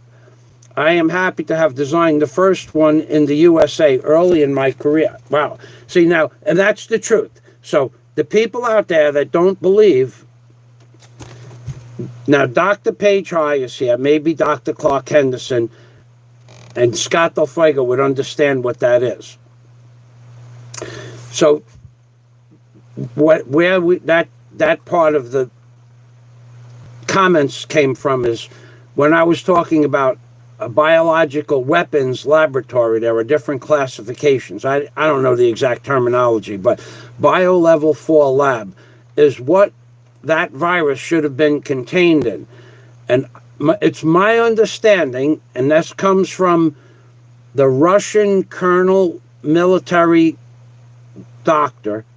I'm going to send that out to you, Biggie. I'd like you to listen to his commentary. It's 46 minutes, the video. And he said that the original virulent was sent to that laboratory when they didn't have bio-4 level technology and it couldn't be contained. So if it did originate there, it was sent there knowing that it would escape. I don't know anything about those kind of laboratories. I don't know how they make. I know that there's positive pressure or negative pressure, and there's filtration systems with microns of filters and stuff like that, and special rubbers and polymers that don't allow things to go through them, because people think that like you have a pair of cotton gloves on and it's really windy and cold, you could feel the wind through the cotton gloves. The different kinds of gloves let different things go right through them, and different types of rubbers allow if you want to store chlorine in its most, well, you're not going to be able to get it much more than 15%. But if you wanted to store chlorine for filtration for Department of Environmental Protection Agency, for water waste and management, for septic tanks and things like that, if you wanted to store chlorine, you need a special license to store that, and it has to be in special containers. Now, it used to be glass, but I mean, if you put that chlorine into like a 5-gallon plastic gasoline tank, that same 15%, in about a year and a half, the chlorine will make the tank brittle and it will just fall apart. And then the chlorine that's in the tank, that could kill you. I mean, let's say you picked up that tank and it fell down on the floor and you took one breath, well, that's it, game over. So, because all the time it's working, and plus, I'll tell you the truth, from the outside of that 5-gallon container, and I saw many, but you could smell the chlorine coming through the container. It wasn't coming out of the top of the container, it bleeded through the container. So even though you have stuff that supposedly does not let things through it, some things go through a plastic container. Chlorine is one of them. Certain acids are others. So if Big E said he designed one of the first bio 4-level laboratories, first of all, I believe him. Second of all, I already saw his credentials, so I know he's not lying about that. Big E says, Irish, wow, Sugar Daddy. Big E says, well, you are supposed to use a bio-level 4 lab. I am happy to have designed the first one in the USA early in my career. 5 months ago, I wouldn't have believed that, but now I believe it. Thank you for sharing that. And maybe that's why your Sphinx is such a central figure of fantasies because you have abilities that go far beyond that of mortal men. They have many Bio 3 labs, but Bio 4 level is rare. With that said, the Chinese cheat all the time and don't use the same standards in their labs that Western countries do, which would be what I just said about certain types of chemicals going through certain substances. Bio 4 costs more than twice as much per square foot than Bio 3, which is already expensive to build. Vincent Michaels, those bats must be flying all over the place. Oh, contrails. And Vincent, just a few years ago, every time I talked about chemtrails, people, oh, you're crazy. But now that they stopped the planes from flying, you don't see a lot of chemtrails anymore, do you? Not many, but when they start flying again, they'll be back up there. But I did see some high up the other day. But there are chemtrails. There are chemtrails. Don't make any mistake about it. Jack, page high. He said ass, gas, and stone stupid in one sentence. I'm in tears. Ass, gas.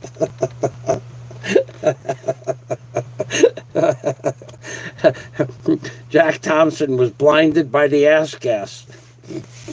You people are stone stupid to believe some of the stuff that you see on YouTube.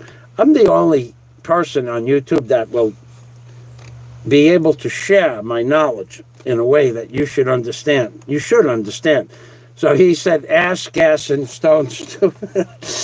I don't even remember half this stuff, page high. Thank you. I say a lot of stupid shit.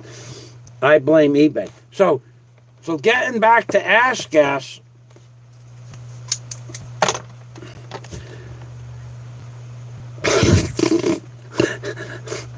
let's pray for Jack Thompson.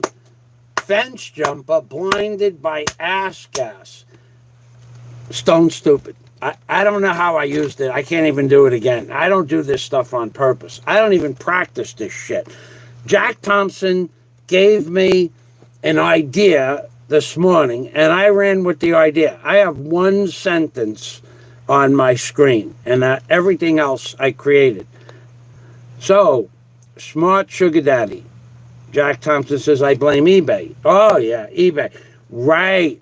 Did you hear the story? No, I won't. About how they're not shipping good. Oh, wait, let's talk about my computer. Oh, shit. You want to talk about what bullshit? Okay, so the banking thing has been solved partially. I went to Lazada, where I could have bought this computer last week. The Asus Pro Duo with the 2 screens.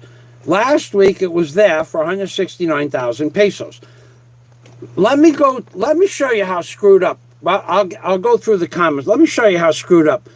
Biggie and Sabu. Why can't he fantasize about Jack Thompson's ass? I think it's someone else's turn. Biggie. Jack Thompson. Jack Thompson. No pun here. No pun intended. Biggie is handing you the baton. Here you go, Jack. He's handing you the baton. Yeah. No pun intended. Handing off the baton. And I don't have the baton with me. Oh, yeah, I do. Let me tell you why he fantasizes on your... Whoa! Why they fantasize on your ass. First of all, as you can see right here, nuts. But here is the baton. That's what they're fantasizing about, Big E. Just to give you a, no pun intended, passing the baton to Jack Thompson on YouTube is just not going to cut the mustard. You can't. What you have to do is, according to what I read this morning, the only way for you to get these fantasies off of you is to let that person act out the fantasies. That's the best way to have them stop fantasizing about your sphinxter. To let them actually act out the fantasies. Now, I know that you're not going to do that, but you can't just pass the baton, so to speak, to Jack Thompson. You can't do that. There's a whole a set of emotions and mental obscurities that go along with it. Once the person actually gets to act out the fantasy whilst playing with the Komasikiyama, then his fantasies will either increase or decrease. Hopefully, they'll decrease. But knowing that entity the way I do, and the fact that that entity out there that is just the fact that that entity is fantasizing about your sphinxter says oodles about the psychology of the person or the entity, okay? And the fact that it's been recorded and played over and over and over and over and over in so many places. That fact that it's been played, replayed, thank God it's digital, because if it was a VHS tape, we'd have to have multiple machines creating tapes all day long. I've heard that story go viral on probably 10 or 12 different channels. I've heard different versions of it while watching the original content. I've heard so many stories about it. And then the deflection from the story itself. The deflection from the story itself is pathetic. At best, it's pathetic. Pathetic. Oh, wasn't me. Wasn't what I was doing. It's pathetic. Sickening. Sickening. Almost as sick as the act itself is the denial of the pathetic mental aberrations that were going on. And I understand that this is causing you too mental anguish, Biggie, and I wouldn't blame you 1 minute if you shared your story with some people as well.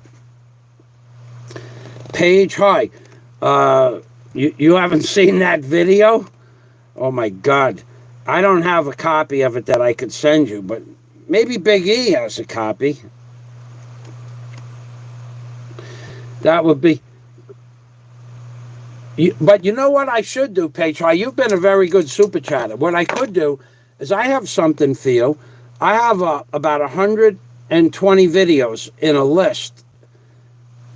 The 120 videos that I posted in the last 7 months on Patreon. If you would send me your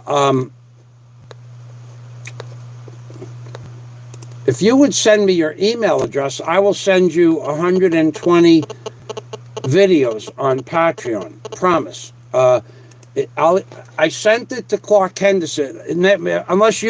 If you have Clark Henderson's email address, then you could ask him to send it to you if you like. But I do have actually a list. It says 100 videos, but there's about 122 or 123 videos in the list. And because you've been very kind to me with Super Chat, I don't want you to send Super Chat. I really don't want people to send Super Chat because I have enough this month. I don't want to go over the limit. I run a legitimate scam, and I know when enough is enough. So let me. Enough is enough. I know when enough. So let me. Maybe, I think. Do you have? If you have Clark Henderson's email, well, you know what you could do, Paige? On any obscure video I have, go to my homepage and look up some obscure video. Send me your email address. It's going to get spammed anyway. It's going to get spammed. So if you put, pagehigh at blah, blah, blah, blah, blah.com, it goes into my spam folder. So you don't have to post it here. And I will send you a list of those the 120 videos that I have on Patreon. That you'll get a kick out of. Big E says, but the actual video, I don't have that video, but it does exist. I sent the link to some of my friends, but I myself don't have the video. I missed it, but I saw it live. I watched it live. I listened to it live, but I had no way to record it. That would be the Big E, but send me your email address, and I'll get you those videos.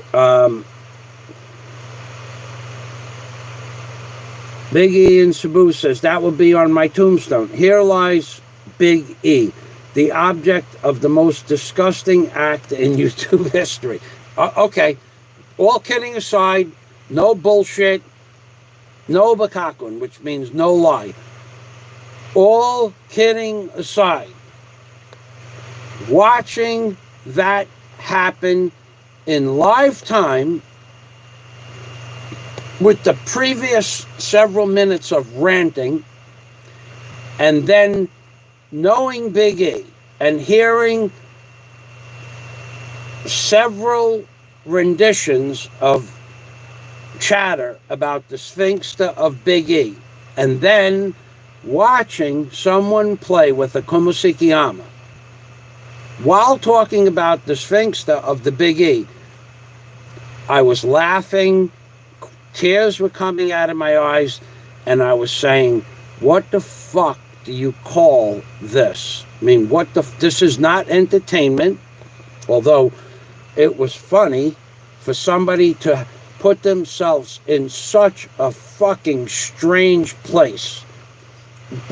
Not weird, strange, two different things. For somebody to categorize themselves into the strangest fucking category of all the sickest shit I've ever read on Google about people who fantasize about that fantasy, men who fantasize about other men's asses. For somebody, and I didn't even know what those words were until today, I was crying. Funny, laughing, hysterical. I don't know where to go with it. Where the fuck do you go with that? I mean, what tops that? Even the Jack Thompson staring into a pair of white ass cheeks and going blind is nothing compared to that. There's nothing at all. There's no fucking words for that. I mean, if you're talking about the strangest fucking thing I ever saw on YouTube, that was it. That was it. Nobody, not a fucking person on YouTube has ever done anything that has made me fucking think about where the fuck do you categorize that type of mental acuity. Nothing on YouTube has ever done that before. I've seen some strange shit.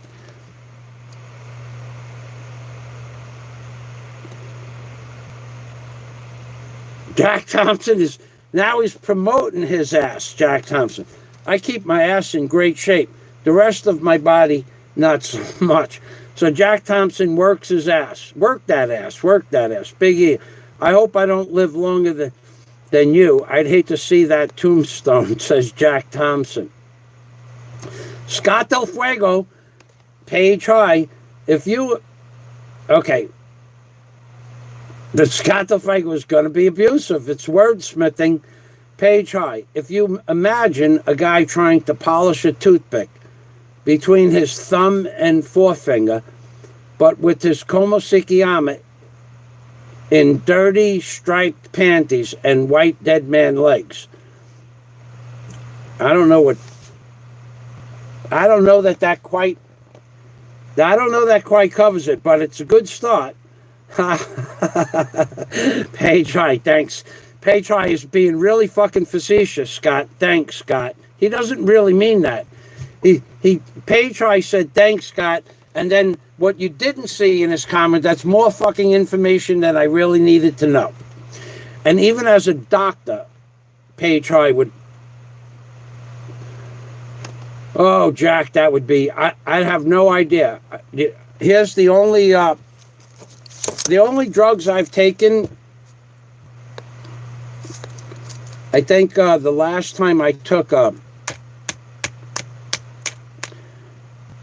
I never did that drug, so I wouldn't know how to get a prescription of that shit filled. But I do know that I couldn't even get an antibiotic without going to a doctor. So then whatever those things are, whatever they do, it's not hard. It's not easy to get them. And I've talked to Big E about that, and he said probably in the world that might be the most prescribed medicine and probably one of the most addictive medicines. But I couldn't tell you where to get it or how to get a prescription filled of it. I don't know much about that. It's something Big E he knows more about that than I do, Jack. You can, if you want,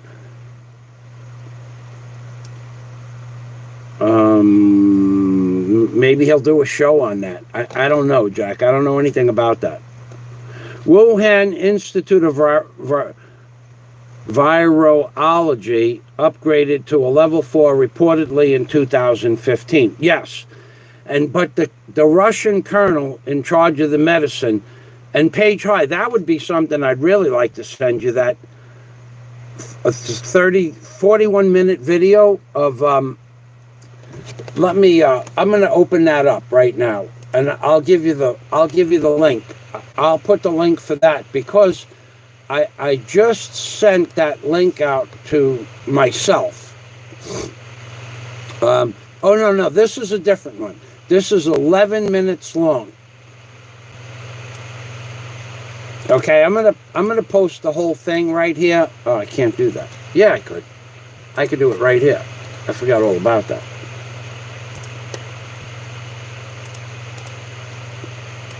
Okay, this link, Bishop 777, several states have opened the economy up. All right. I'm not real sure what that means. Give me a moment, Bishop, please. Okay, so that link there is about a Russian colonel, and then Dr. Paige High and Dr. Clark Henderson and Scott can review that, and you can let me know what you think about it, because it's in Russian, but it's interpreted into English.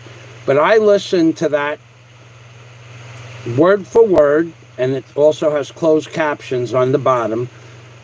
And then I read the closed captions, and I listened to the doctor.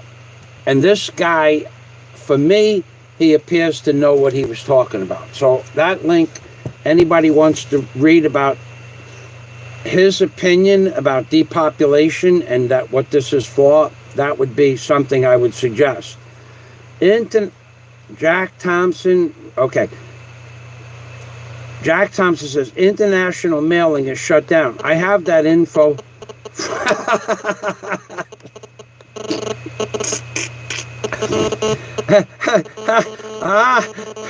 Jack Thompson says, international mailing is shut down. I have that info from a reliable tax evader. Jack Thompson, you promised not to tell anyone. You scammed me. Jack, I'm going to continue scamming you every chance I get. I'm running a legitimate scam. I'm the scam man. I'm going to start selling scam sandwiches. So, Scott Del Fuego, hey, you saw the fedora? You know when you see the fedora, you know you're getting scammed. Jack Thompson, la la la. Hi, Irish Israel caregiver. Hope you are well. There's Scott. Is a very professional man. Irish, all kidding aside. If you knew what Scott did, you would give him immediately the same respect that you give Big E as a friend. Immediately. It would be, to hear the position that Scott Del Fuego holds in life, you would give him the same respect you would give Big E in 10 seconds later. Big E says, it depends on what type of thing you are working on. A glove box can be under positive or negative pressure. A biosafety cabinet is positive. A fume hood is negative. Well, a fume hood would be sucking the fumes up either from the top or the bottom, depending on the chemical. and a biosafety cabinet is positive pressure.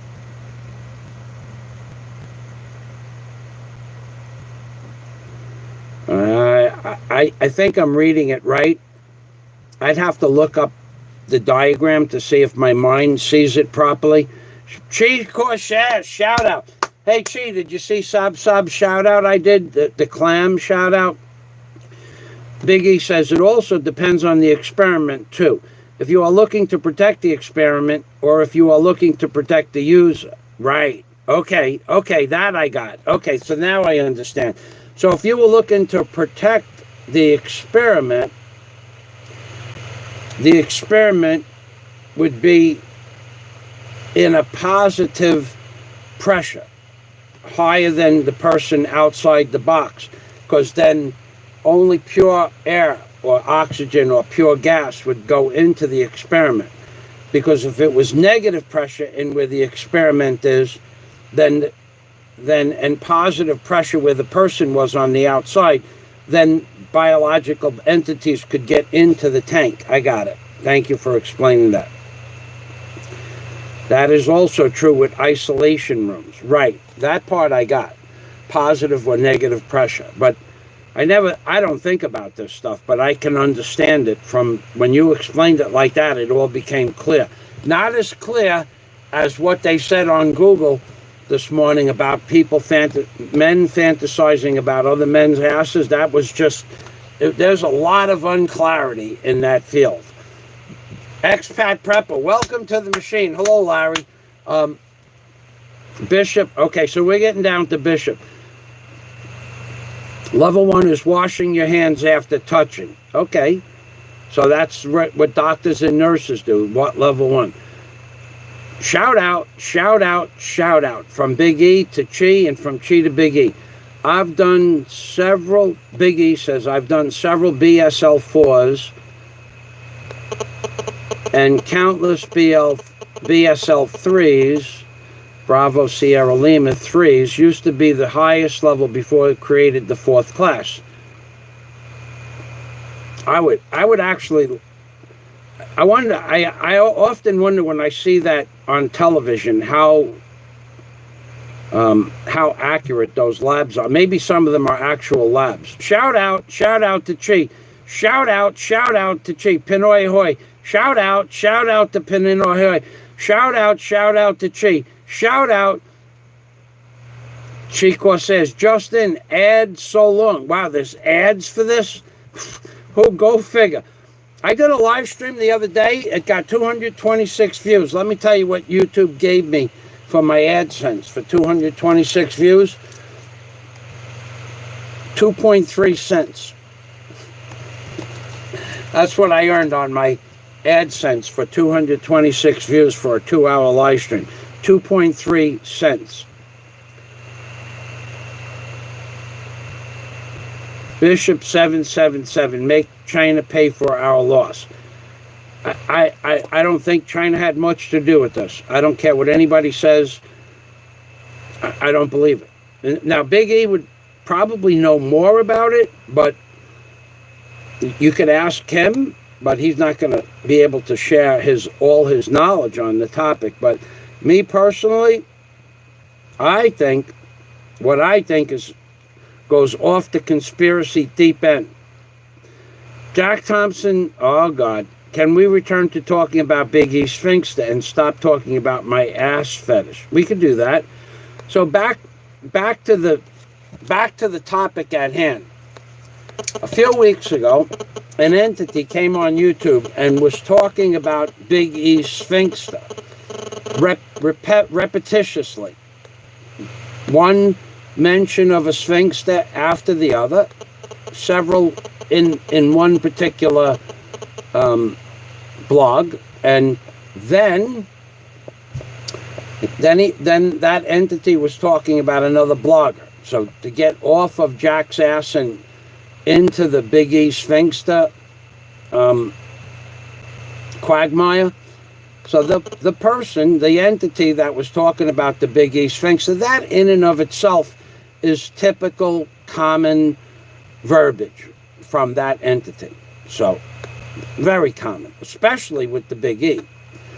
There's a what I could say is there's a special place in that entity's persona for the Big E Sphinx, because it's been mentioned. If you could go back in time, and if you wanted to spend the time to count, it would be more than 3 times, or more than probably 20 times. But I don't know. But it would be a lot of times.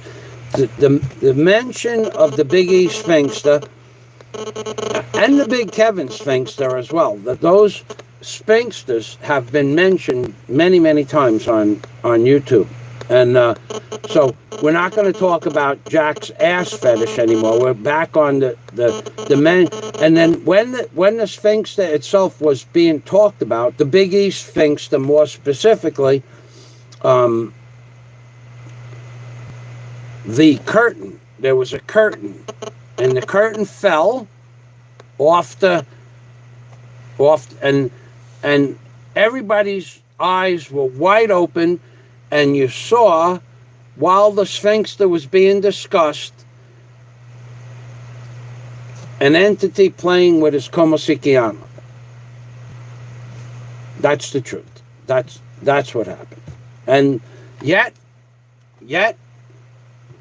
what Big E said, the deflection of the commentary and the visual was even more pathetic than the act itself. And I agree. I mean, if I got caught with my pants down doing something on live stream, but there was no sexual nudity though, but if, let's say, I don't know, I can't think of anything that I've ever done that I would be embarrassed about. I have even once, when I was about 25 years old, I don't want to talk about that. But somebody said, I'm going to tell your mother. I was with one of the prettiest women that I've ever met in my entire life. And apparently,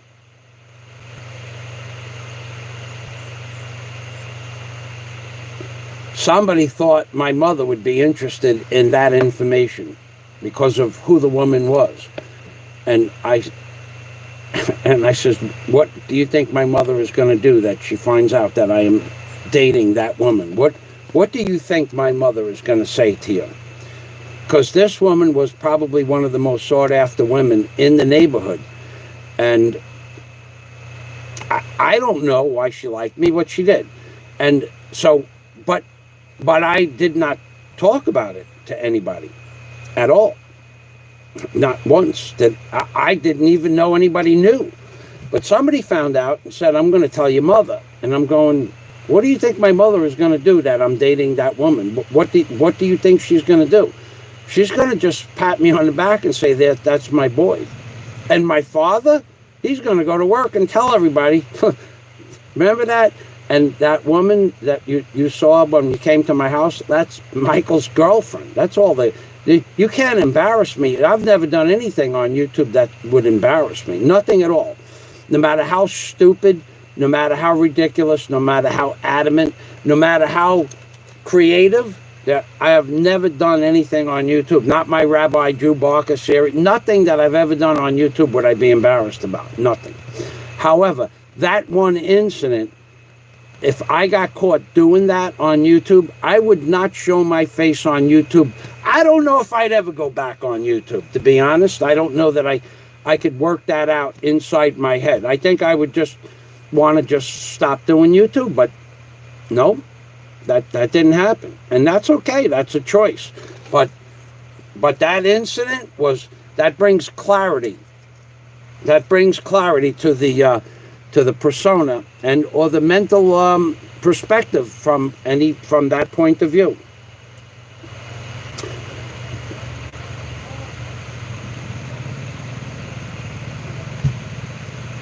Let me tell you something, Bishop 777, about the Philippines. Forget about Mr. Duterte, but about the Philippines and China. Apparently you don't know Well, you don't have the same perception of Philippines as I do, but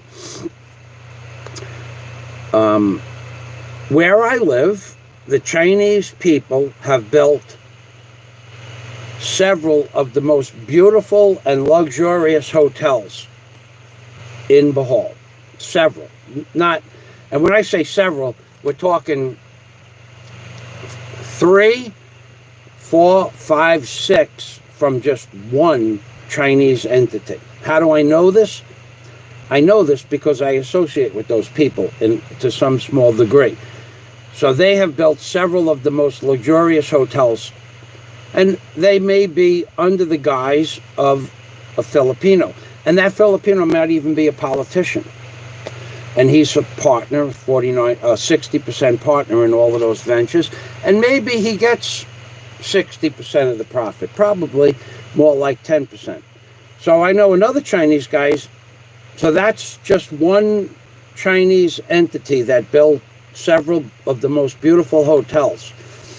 The ICM Mall and the BQ Mall, from my understanding, is owned by Chinese corporation. And they're both beautiful malls. As is the Alturas Mall, also run by Chinese. The S&M Mall in Cebu is Chinese owned, and the Square Cube Mall in Cebu is owned by Chinese. Biggest mall in Asia. I was in it. Doesn't impress me much, but it's the biggest mall in Asia. Also owned by Chinese. When I moved to the Philippines, there was only bus and tricycle and motorcycle transportation in Cebu. And the buses were from the 1940s, rebuilt jeepneys. They were all run down, beat up old things. The real buses, I have videos of the real buses going back to 2014. They were the buses from America from the 1950s. So in 2015, the Chinese decided to lend $30 million to the Philippines transportation industry in Cebu. And they became new vans and buses. So as far as Mr. Duterte working with the Chinese, he's making the country a better place by far than it was 7 years ago. The Philippines is far more better off working with the Chinese than it is not working with the Chinese. Okay? I know a guy that has a piece of property that built a bar with a Chinese guy. And the Chinese guy runs the bar, owns the bar. He's 60% partner, but he settles for a little less. And he doesn't go to work, and he makes a living. Okay? In fact, he delivered my unlimited 7-day-a-week pass to me. Because not only is he my friend, but he's very political. So you have no idea, or maybe you don't understand the inside aspect of business in the Philippines. But in fact, the Chinese even offered to work with me to build the hotel, but I don't want a Chinese partner. Okay, if I wanted one, then the hotel would have been built. But I just, and the offer that they made me, not the paper offer, but the real offer behind the offer, was not reasonable for me. So I didn't do the deal. I don't care if I live in a container for the rest of my life. It doesn't make a difference to me. But I would never do the deal that these other people are doing. But, on a whole scale, the Chinese people have brought nothing but great things to the Philippines. Every Chinese-owned restaurant, whether it makes money or not, is beautiful. New glass, new kitchenware. You had people cooking on freaking wooden stoves, washing pots and pans in plastic buckets 5 years ago. And now they have stainless steel sinks with hot water, all owned by the Chinese.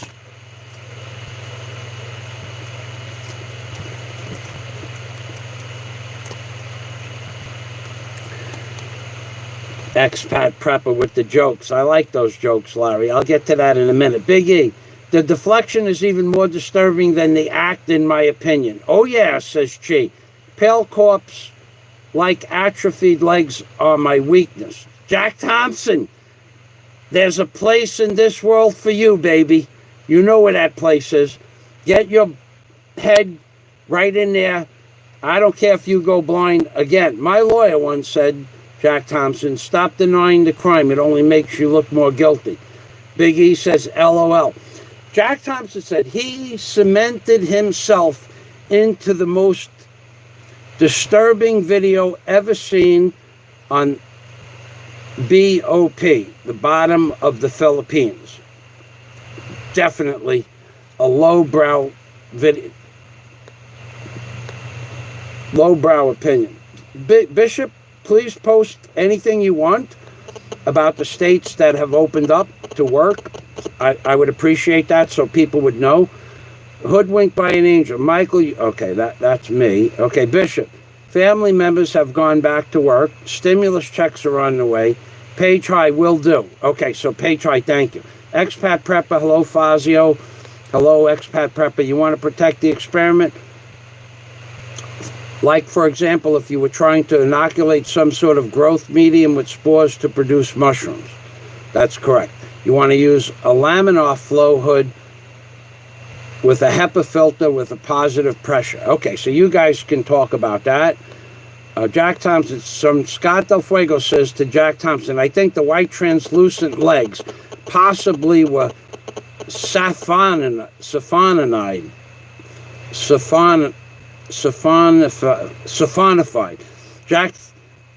Scott Del Fuego, he's got this word thing.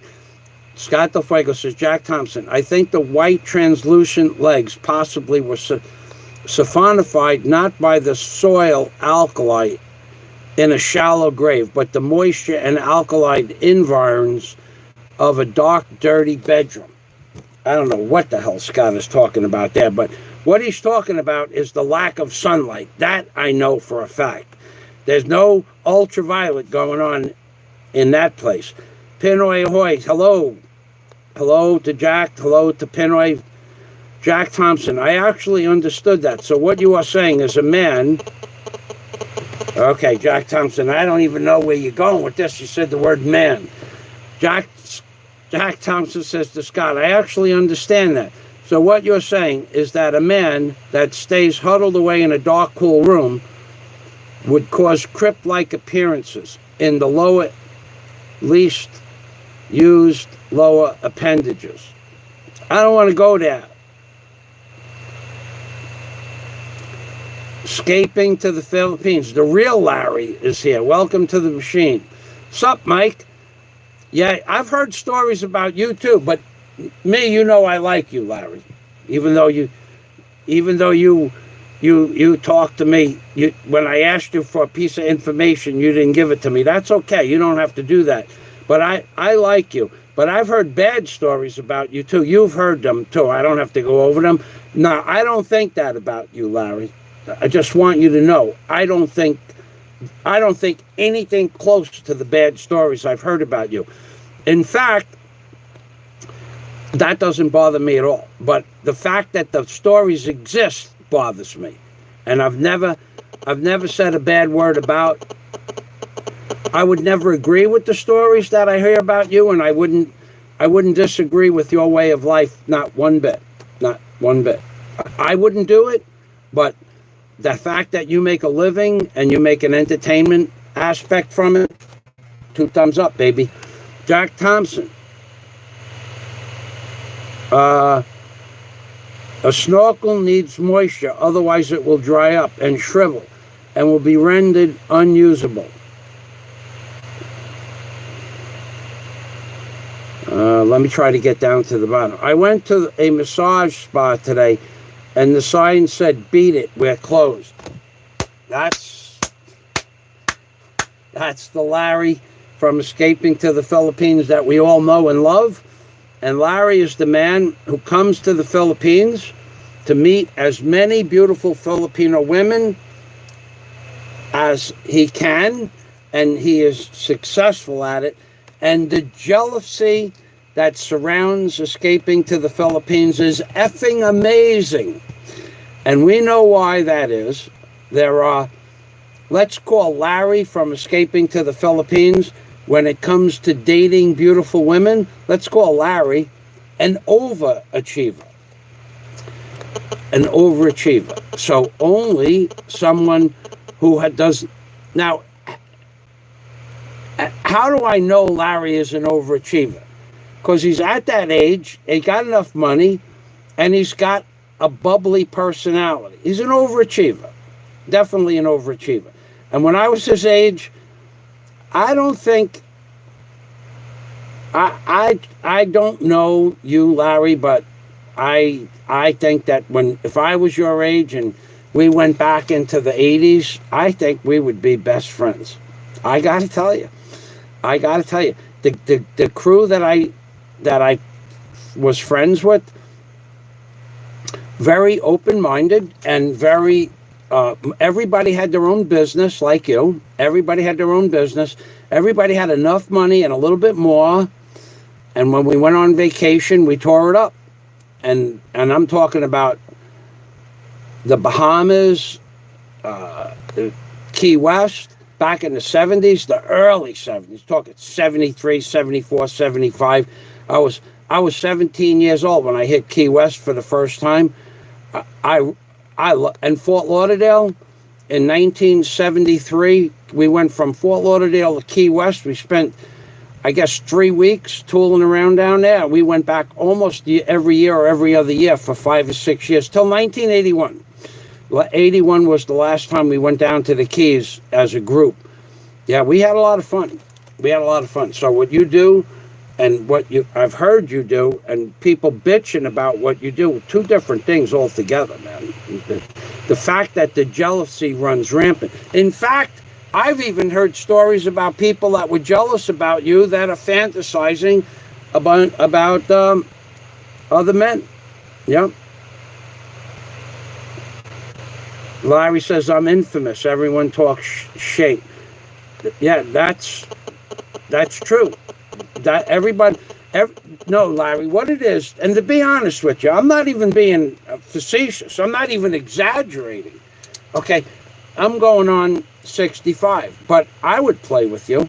I'd go out with you in a minute. I'd go out with you. I would have no qualms at all, because even though my age is a certain age, I still think a certain way. And I'm not shy. I'm not real shy. You hear stories, you hear all these, you hear these stories. And that's what they are, stories.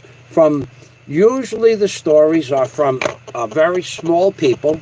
I mean, small hands, small feet, small IQs.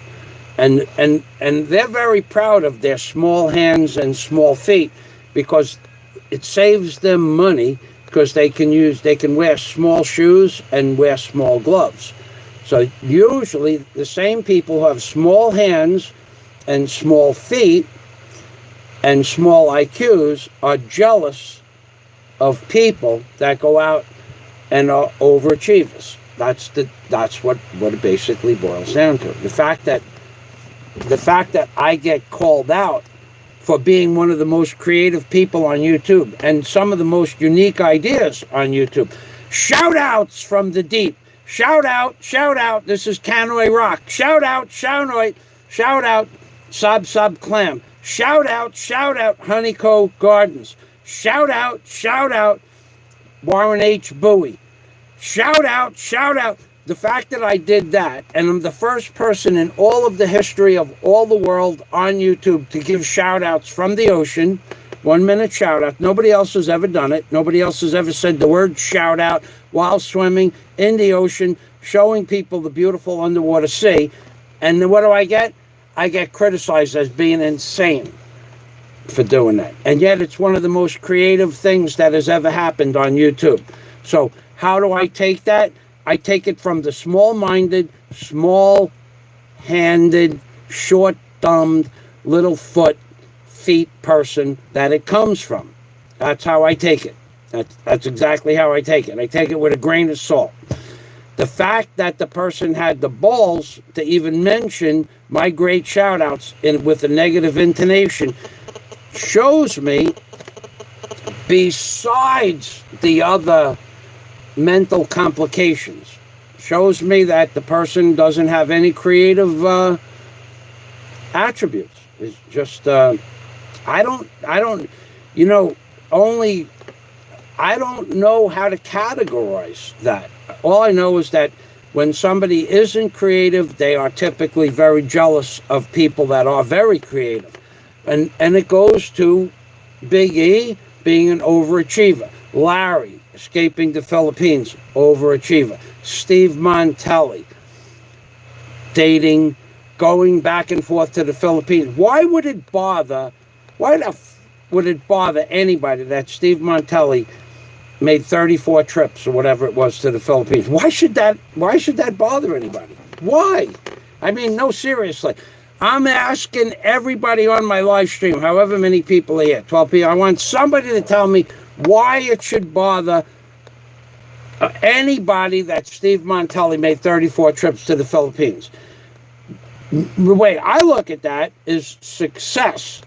I look at the fact that Steve Montelli could travel back and forth to the Philippines 34 times.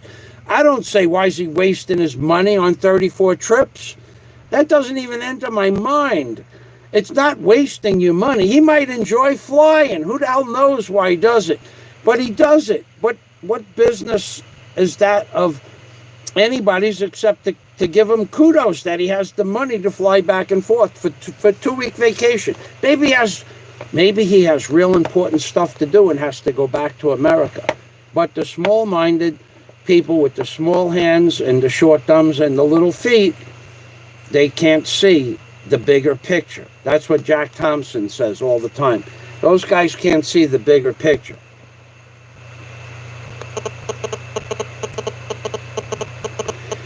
Thank you, Mike. Says, we are best buds, YouTube buds. Yeah, I have no problem with you. Escaping to the Philippines, used to live in Isla Morada. Holiday, I don't know when you lived in Isla Morada. Well, I got to tell you, back in 1995, when I moved to Isla Morada, I worked as a security at Holiday Isle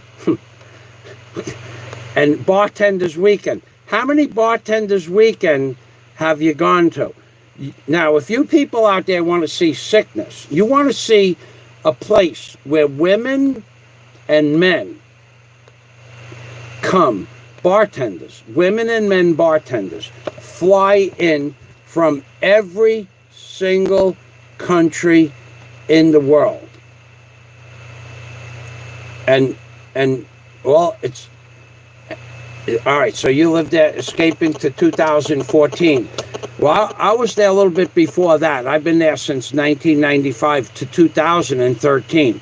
But I actually worked at Holiday Isle. I worked as a barback from 7 o'clock in the morning till 3:30 in the afternoon. And then I'd get a couple hours sleep, and then I would do security from 6 o'clock till 2 o'clock in the morning. I had 2 jobs there, 2 40-hour-a-week jobs. But the craziest thing you ever saw in your life was a Holiday Isle bartender's weekend back in the 90s.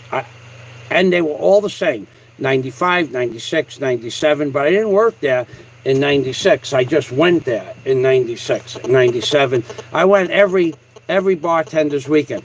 And people came from all over the world. All over the world. I'm talking Denmark, Sweden, Holland.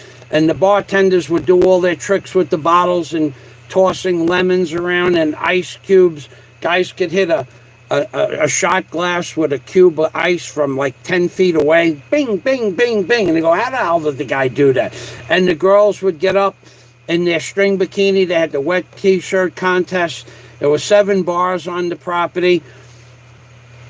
During the day at the Tiki Bar, I worked as a barback from 7 o'clock in the morning till 3:30 in the afternoon. And I would probably make each cart that I left the back doors with they were 15-gallon plastic Tupperware, industrial grade Tupperware, 15 gallons. Each cart that I left of what the hell was the name of that drink? Rum It was a rum drink. It was their famous drink. But I would 15 gallons. So there were 4 or 6 containers that I would deliver to each bar. So when they need, each bar kept four. That's 60 gallons of rum runner. What the hell is the name of that drink? I forgot the name of the drink. But anyway, yeah, it was a rum runner. Each bar would get four of those buckets or 6 delivered. And all I did all day, I didn't do anything else. To give you an idea how much alcohol they served, all I did all day was open the tops of 1 quart or 1 liter bottles of rum and grenadine and whatever else was in the drinks, or go to the liquor store, to the liquor supply at the bottom of the bottom of the restaurant hotel. The basement was their liquor reserve. That's all I did all day. All I did was open up the bottles and turn them upside down, hold them upside down, and then I would deliver them. And then I'd get another order. And then when I wasn't delivering them, I'd put them in the refrigerator. But I would make 300 gallons sometimes in one day. Not just me, but another guy. We would just stand there and pour the bottles upside down into the containers and then stir it with a stick and put it in the refrigerator. It's all I did all day. The rum runner, it was the frozen rum runner, and then they put it in the machine. It would come out like a frost, like an ice. It's all I did. They would sell 300 gallons of rum runner a day on that prop. That was just rum runners. That's not tequila. That's not beer. That's not soda. That's not food. The amount of food that we sold, it was an amazing place. And on the bartenders, every weekend was the same thing. But on that weekend, for that 3 weeks during that time, it was a good time to be alive. I got to tell you, it was a real lot of fun. You would have had a blast there. Even now, it's not like it was, but it was. So anything you ever did is just a shadow of how life in general for most people were back in the 70s and 80s. So all you're doing is reliving the memories of people my age from the 70s and 80s. And I got to tell you, nobody frowned on that lifestyle back then. Only the underachievers are upset about your lifestyle. Believe me when I tell you that. There's best time of my life living there. Yeah, it was a good time. So let's see what we got here. Ah, yeah, that's true. We did live there at the same time, but we didn't know each other. I actually, by that time, by 2014, I left in September of 2013. I left on September, it was in early September. 'Cause I remember spending my birthday in New York with my daughter's mother. So I do know that. I told this, I'm leaving for the Philippines. She was not upset about that at all. But but we did spend my birthday together. Anyway, Michael is too shy, easily embarrassed to hang out with like that, says Scott Del Fuego. That's right, Larry. And small hands, small feet, small gloves, small shoes. I got it. They don't get it. Scott Del Fuego says, tiny hands and little feet, nasty, pasty, dead guy legs, shriveled like little meat, caught in dirty underwear, pulling on the shroom, wants to be like Michael, but has no dick of doom. Whoa! Oh my God, I forgot all about the DOD. That's probably true. Thank you, Scott. When Larry faked getting shot, that was the ultimate troll. Yeah, I didn't know where to go with that. I didn't not believe it. I didn't believe it. I said, why would he do that? But you're trolling, baby. When you're trolling, you know, that's the difference. See, Larry trolled YouTube, and other people troll for a shot at the Sphinxter. Other people are just maybe they're really secretly asking for a first-hand experience. Larry's laughing. Haha, I trolled them horse. Dead Animal Bar at Bud and Mary's. Oh my God. The Dead Animal Bar at Bud and Mary's. Was that fucking place, that's at, what, mile marker 75, Bud and Mary's? It's a Dead Animal Bar. You pull into this huge-ass parking lot. And you go into this bar, and there's all dead animals. And usually there's not a lot of people there. Very rarely would you see Bud and Mary's packed, except on a Friday or Saturday night. But during the week, it was a big fishing place. I remember Bud and Mary's. I've probably only ate there a couple of times, 4 or 5 times in the whole time I was there. It wasn't, for me, it was a beautiful place to eat, beautiful place to sit down, beautiful place for a view. But I didn't, it wasn't Holiday Isle quite, but the bar itself was beautiful.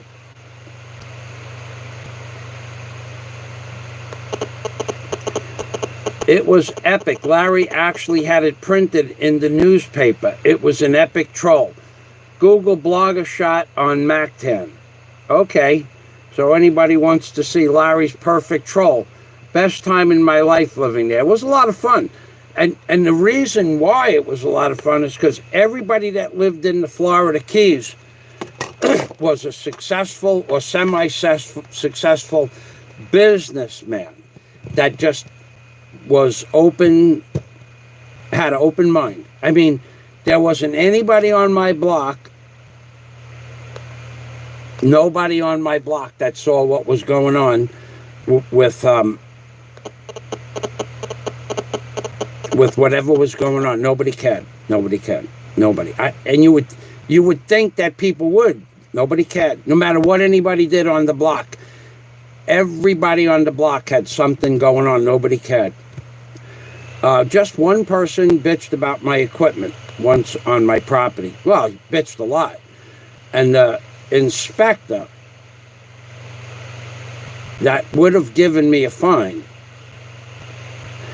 was asked from the year 2001 to 2009 to give me a fine for having equipment on the property. And every 2 weeks somebody would call up, and the inspector would say, you got to understand that this is the kind of place the Florida Keys was. So I moved to the property in the year 1999, June 3rd of 1999, I closed on the property, June 3rd, 6/3/99. And when I moved onto the property, I had several trucks come from New York. I brought the trucks there. And in one of the trucks was a set of aluminum mags for not a sports car, but a high-end Honda, like a high-end Honda Civic. They were brand new tires. The guy bought the car, and the guy took the tires off the car. No, I'm mistaken. Those tires came from a job I was on. I'm mistaken. I had mags from something else. A guy bought a Honda Civic in the Florida Keys, and he bought the car, and I was doing a gravel job. It was a little 1/4-inch pea gravel job. And I had just bought my first gravel rake, which I know that a lot of people that don't know a fucking thing about tools, but when you get pea rock delivered, the 1/4-inch 3/8 gravel, you need a special kind of rake. So I had bought my first gravel rake, pea rock gravel rake, and I'm on the side of the house, and I got to put pea rock between the house and the garage, and there's 4. When the guy bought the car, I didn't think nothing of it. He put it in the driveway. This guy was a rich guy. He was up around mile marker 106 on the Bayside. Big McMansion, like 1.5 acres of land. So when I went on the side of the garage to put the pea rock, he bought a car, he stuck it in front of the house, and I never thought anything about it. But apparently the car he bought did not have the right rims that he wanted on the car. So the day he bought the car, he went and had the rims changed with the tires. They were 4 brand new rims, brand new tires. They didn't even have 150 miles on them. So I said to the guy, the job was 350 for the P-Rock and 200 to spread it. I said to the guy, I even knew the guy for a little while after that and before that. And I said to him, can I have those tires? I was just kidding. He goes, yeah, put them in the truck. That's your tip. I said, are you serious? He goes, yeah, take them with you. He said, I don't need them. He had no use for them. When he bought new tires, he still had the spare from the Honda. He gave me the tires. So I put them on the side of my house, and I had no gate on my property at the time, and two guys walked down the aisle, down the driveway, in the backyard where my shed is, and I see them walking down the alley, and the tires are next to my bathroom. And the guy is looking all around. I got stuff everywhere. I just emptied out one of my trucks from New York. And he comes in the back. He goes, is that your Bobcat? I said, yeah. He goes, is that your dump truck? I said, yeah. He goes, is that your trailer? I'm going, yeah, it's all mine, okay? What the fuck do you want? And he goes, well, we got a complaint. I said, complaint about what? Complaint about what? What did you get a complaint about? He goes, well, you got commercial equipment on a private property. I said, no, that's bullshit. That's bullshit. This property is zoned commercial fishing, commercial/fishing. I can put a fishing boat back here. That Bobcat is to pick up the lobster traps when I put the forks on it. The dump truck is to move my lobster traps. And the guy goes, oh, I didn't know that. And I said, what else? He goes to me, he looks at the tires. He looks at them. I said, you want those tires? He goes, how much? I said, take them with you. He goes, how, do you don't want it? I don't want any money. Just take the tires with you. Just take them with you. I don't need them. They're yours. That guy's name was Jack. I won't tell you his last name. Came with another guy. Another guy. Jack was in charge at the time. I got a call on my property every 2 weeks for 9 years from the same neighbor. Every 2 weeks. Complaining about and Jack would come to my house every 2 or 3 weeks, and I'd give him something different every 2 or 3 weeks. Every 2 or 3 weeks, I gave him something different. When he told me one day, because I had just brought 2 18-foot box trucks of stuff back from New York, building supplies. I didn't no longer needed tar paper. I no longer needed 200 pounds of roofing nails. I no longer needed this stuff. He would say, I'm building a shed. What do you got that I could build a shed with? I said, what do you need? He goes, I need tar paper. There's 2 rolls over there. And there's a roll of roofing over there. 90 pound. The tar paper is 40-pound paper, and the roofing paper is 90-pound paper. I take those rolls and let me get your box. You need roofing nails? I give you a box of, and not every time I didn't have. And then eventually just stopped by for a soda. He goes, look, I gotta make an appearance. I put the car in front of the house. The guy's waiting for me to come back here. And I said, what do you tell this dude? He goes, well, I don't know who it is, but I know it's one of your neighbors. So I said, which one? He looks at the house across the canal. I straightened that right out. And I explained some things to the guy from across the canal after and before. And that was Charlie. Okay. Then Charlie sold the house to Mike. Now, Mike, I explained some things across the canal a few years later that Mike understood pretty well, too. Charlie stopped complaining. Then the guy next door to me, Bill, started complaining because he knew him and Charlie were best friends. So when Charlie moved away, Bill started. And they just told Bill straight up, he goes, look, if you want to make a formal complaint against Mr. Fazio, I was one of the most well-liked contractors in the Florida Keys. So well-liked that they wouldn't give me a fine for my equipment on the property. And when they did fine me, they would go, look, we're going to give you 30 days. And I would say, that's really not enough time to get the equipment off the property. And they say, okay, we'll give you 6 months notice to get the equipment off the property. We're coming back in 6 months. So I would take the equipment off the property and bring it over to a place I'd rent by the month for a different storage facility where I stored gravel and shit like that. And I'd put the equipment over there, and then they'd come, and they would take pictures, and then they'd leave, and I'd put the equipment back on. And that's how it went for 9 years. Nine years. And when they gave me a fine, it was severe. Let me tell you, it was severe. I didn't pay that either. I didn't have to pay it. They gave the fine to the corporation. And the corporation went belly up. You talk about scandals. Okay, so let me go back.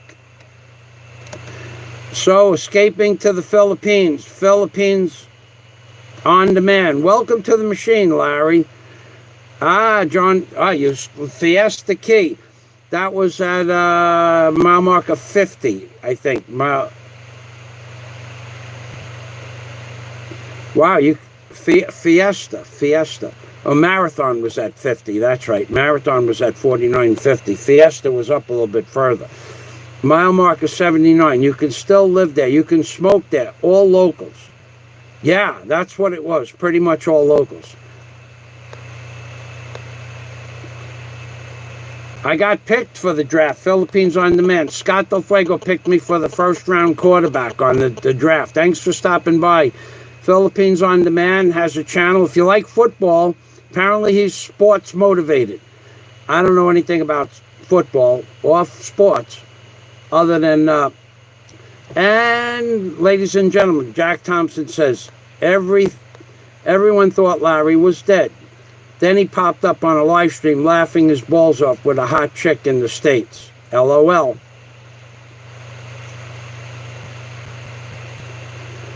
Philippines on Demand is living in the Philippines with a Filipino wife. This channel is just starting out.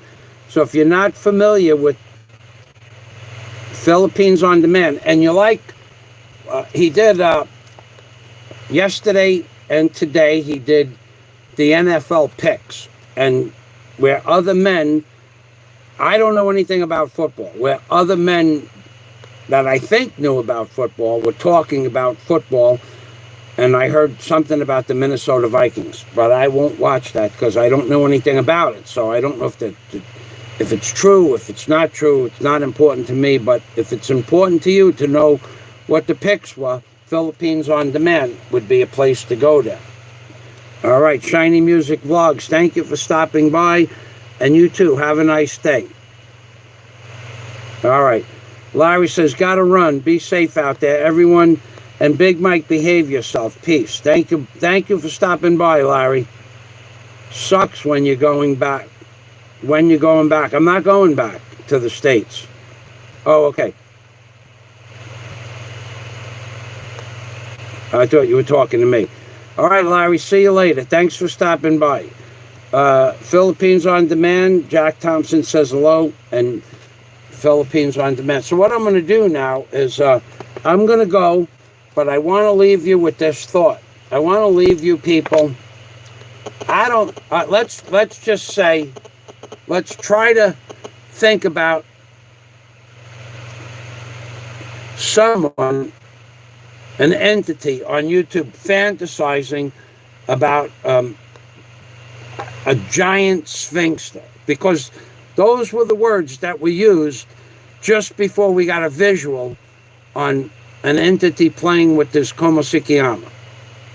So let's picture this giant circle here as something that could represent the planet Uranus. The planet Uranus. Let's picture this as the planet Uranus, and that on the other side of the planet Uranus is the Big E. Now, I want everybody in here to raise their hand, knowing that Big E is 6'6" and 300 pounds. How many of you people that are subscribed to my channel or are going to watch my video, how many of you are going to go home and fantasize on the Sphinxter of the Big E? I want you all to leave a comment in the comment section, and if you're going to fantasize about the Big E Sphinxter, please make it a detailed commentary, and I will make a special video with your name as a shout out to you. In fact, I will even use one of these giant circles here as the you'll just see this on the screen. You'll be your name on the screen, and this giant hole here, and you will get the shout out of your life. So if you think you're going to go home and fantasize about the sphinxter of the Big E, please leave a commentary. Tomorrow's live stream is going to be all about you, I promise. Big E and Cebu is back. So, thank you very much. Philippines on Demand. His name is Bill. Big E says, ha ha. That's one big. So, Big E, are you thinking this is life size?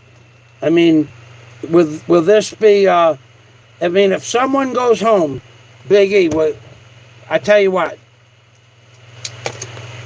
if someone goes home and fantasizes about your sphinxter and sends me in the comments, even now, I will end this live stream and I will just shout out that person's channel forever. I might never stop shouting out that person's channel. And I would be giving a lot more shout outs in regards to the accolades that your sphinxter was given, but I can't. You know, I can't do that. I could, but I can't. I'm shy. I can't do it because I'm shy. I'm afraid to talk about topic matter like that. The fact that I heard an entity fantasizing about your sphinxter whilst playing with Eiko Musikiyama, that was unfucking believable. Unfucking believable. Unfucking believable. Nobody on YouTube believed what they saw, and had other people not recorded it and replayed it and replayed it and replayed it and played it some more and replayed it and replayed it and replayed it some more, I wouldn't have fucking believed I saw it. Like, if I just saw it and it went away, I would say, did I really fucking see that? Did I really see that? I mean, was it real? Or did I imagine the sickness of all of it happening in that brief momentary lapse of reason? Did I imagine this, or did it really happen? And then I went to a guy from Texas and I asked him if he saw it, and he saw it too. And another guy from one of the great state of Texas, he saw it too.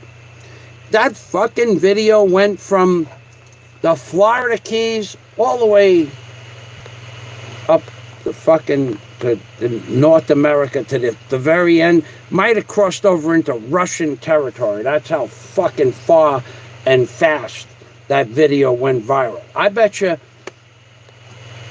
that video got 100,000 views. And you only have to watch it once, and you don't have to watch it twice. 100,000 single views is enough to straighten your fucking head out for life. To realize that under the guise of the sickness that occurred during those few minutes of that particular video and live stream, that you, in your wildest fantasies, that you have now become normalized compared to the sickness that occurred when the fantasy about Big E's giant sphinxter occurred. The moment the sphinxter video was created, you have nothing to worry about in the world of psychology. In fact, I would imagine that there are people that are going to think about that video till the day they die. And Big E said it best. Even the defense of the video and the occurrence it happened in the video is more disturbing than the video itself. There's no way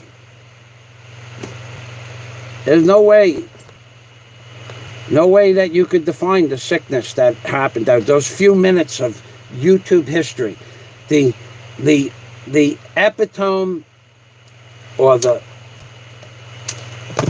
I don't know what psychological word could you use for that shit? What could you use? No shit. When I said shit, no pun intended. Okay, so Jack Thompson just subscribed to Philippines On Demand. Thank you, Jack. Jack likes football, by the way. Shiny Music, shout out all friends. Thank you, Shiny. I'm on at 4:40 today. Big E is on early. What we call the Big E Kryptonite Show is on at 4:40, which is 3 hours and 40 minutes. 3 hours and 52 minutes from now. Thank you, Big E. Big E Kryptonite. What is the topic, Big E?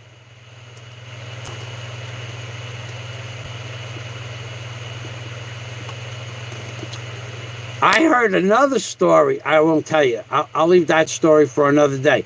Scott Del Fuego says, a strange man who finds it hot to gaze upon his balloon nut. We find that gross. We think it's sick. He films as he pulls upon his stick. There's wordsmithing going on there. That happened, though. Jack Thompson, thank you, sir. I will go check out yours when Mr. Fazio finishes. Bishop says the Big E, if my Sphinx had that size, I would have it incontinence, and how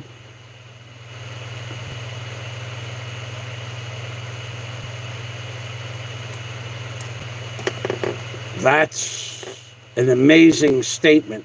Something I would have never thought about. Something I would have never thought about. Big E and Cebu.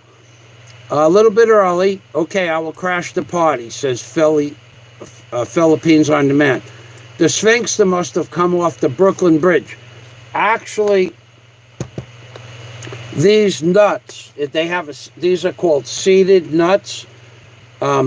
This is, okay, so if you look on this side, it's flush mounted. Okay, it's just flush, this side, flat. This is a seeded nut. This piece of the nut that you could see, just a little bit of, you could see an edge here. This is the side that went down, that sat flush to the surface mount. And that little piece would actually crush down, because you're talking about thousands of foot-pounds put on these nuts with giant torque. What you would use is something about the size of a 60 or a 90 or 120-pound jackhammer, but it would really be a nut driver. And this seat that you see here, this little rim here, the little rim job on the bottom of the nut, the little rim job on the bottom of the nut, the little rim job is the part that sat flat. And when you put down like 2,000 foot-pounds of pressure, that would squash down.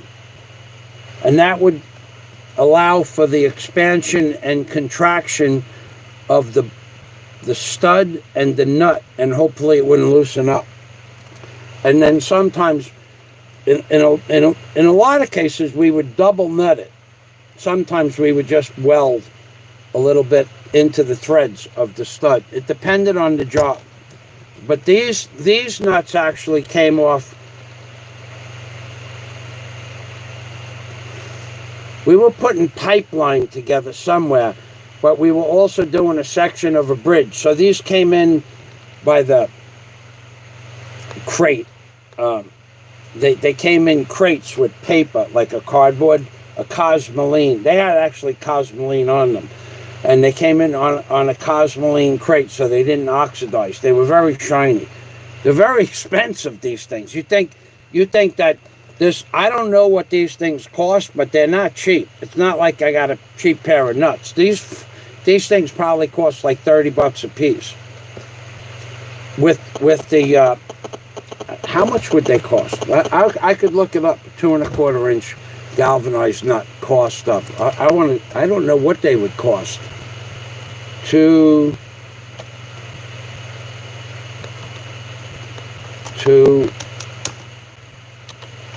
I'll look at that. Looks like 2 1/2. So 2 1/2 inch galvanized.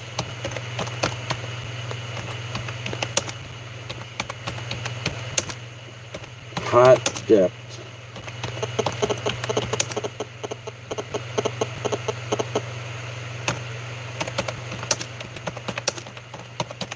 Two-and-a-half-inch galvanized steel hot dip nuts for sale. I wonder what they cost.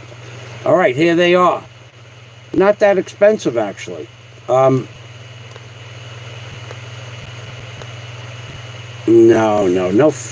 way. No way. Half-inch. Okay, those are half-inch nuts. 2.5-inch. UNC 250 hot dip nuts.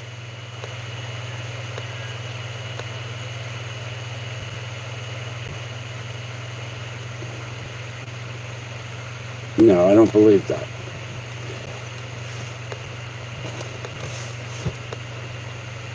All right, let's I'm going to open this up. I thought they were like $30 a piece, and that was back in 1990.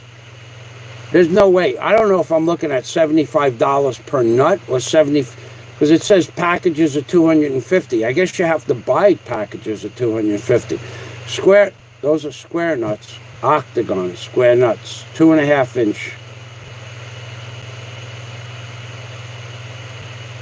No, that's a different specification. That's a square nut, and that's 13 or 11 threads per inch. Oh, there's a half-inch. Those are not 2.5-inch. Those are half-inch nuts. 250 half-inch nuts for $75. That's about right. But I want 2.5-inch nuts.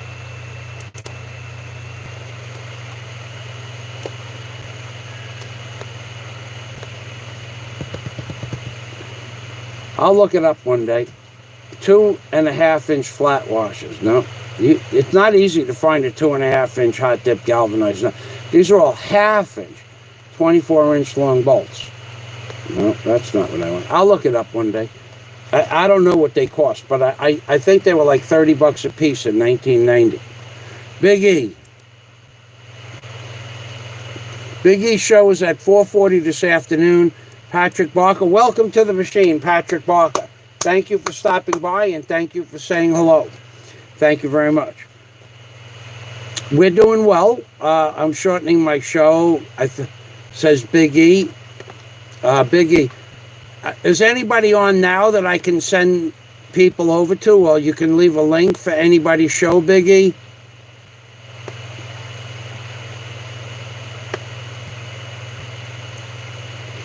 Yes, please. Please do. I just got to that comment at the moment you said that. Yeah. Post a link for anybody's show you already want. Yeah. Please post you know how you do it the way I do it. Post it 3 times in a row or more. This way it's very noticeable in the chat window. 3 and 2 more times.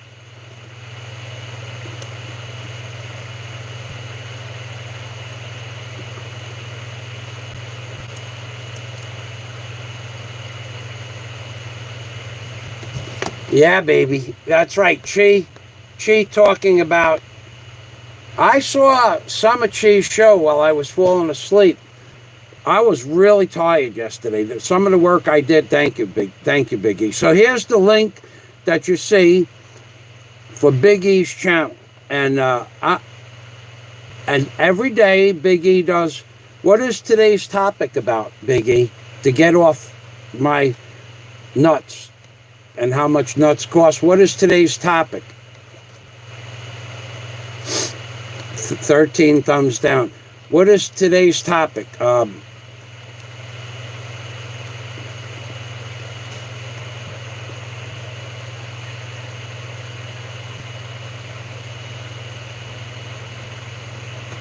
wait. I'm not in any hurry anyway. 2 and how about if I try 2.5? God, that's hard. 2.5-inch galvanized steel nuts for sale. Let's see if that. It's not easy to find those big things like that. There's a place. I forgot the name of the place, but there is a place that you could get that stuff in.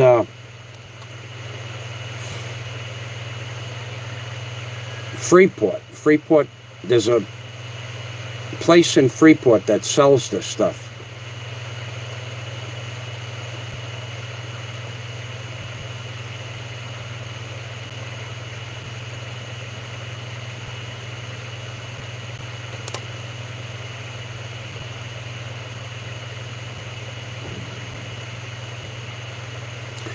Wow, it's hard to find these.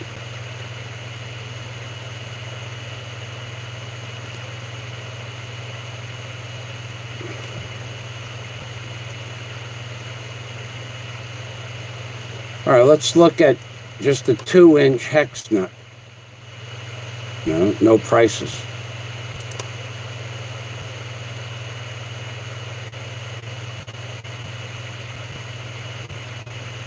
This is amazing. You know, the Philippines, the internet in the Philippines is completely different than the internet in America. I mean, in America, I could put this into a screen and have a price for it in about 15 seconds. I can't do it. I can't figure it out.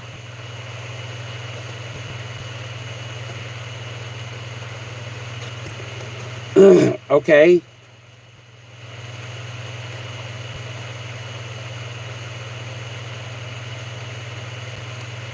He says, I have to let you say it because if I say it, it'll be automatically blocked. You want to send it to me and I'll post it, or you want it to be a surprise?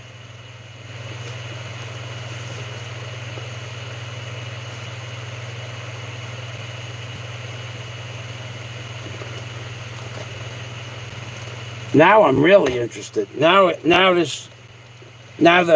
the giant nut has my interest. I gotta tell you, boy, that was the sickest moment I ever saw on YouTube. There's nothing. Oh, I can click on the link and see the title. Okay, yeah, I could do that. I forgot about that. Because I'm working from the tablet, and that's the screen over there. All right, I opened it up.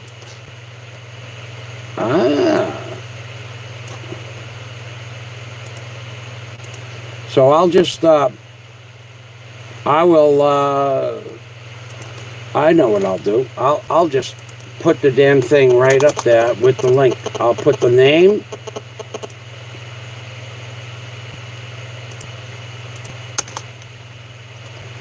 I'll put the name and I'll put the link at the same time, and I'll post that 3 times. So this is the name and the link to the show that's going to be on the Big E in Cebu channel this afternoon. And we have that. We'll save that. And here we go.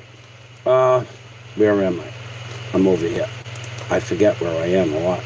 Okay, so that's your show. This is my show. All right, so here's the name of Big E's show. It's called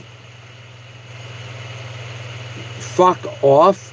$23 for a 2-inch nut. So yeah, they're about $30 a piece. Thanks, Jack. Yeah, see, what Jack could find in 10 seconds, I couldn't find at all.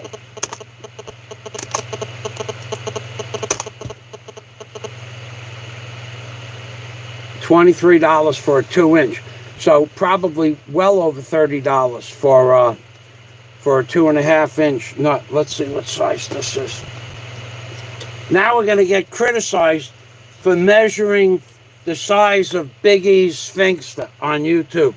Now we're going to be the sick bastards that are talking about how big is Big E's Sphinxter. Well, yeah, this is a 2.5, Jack. I'll cut one.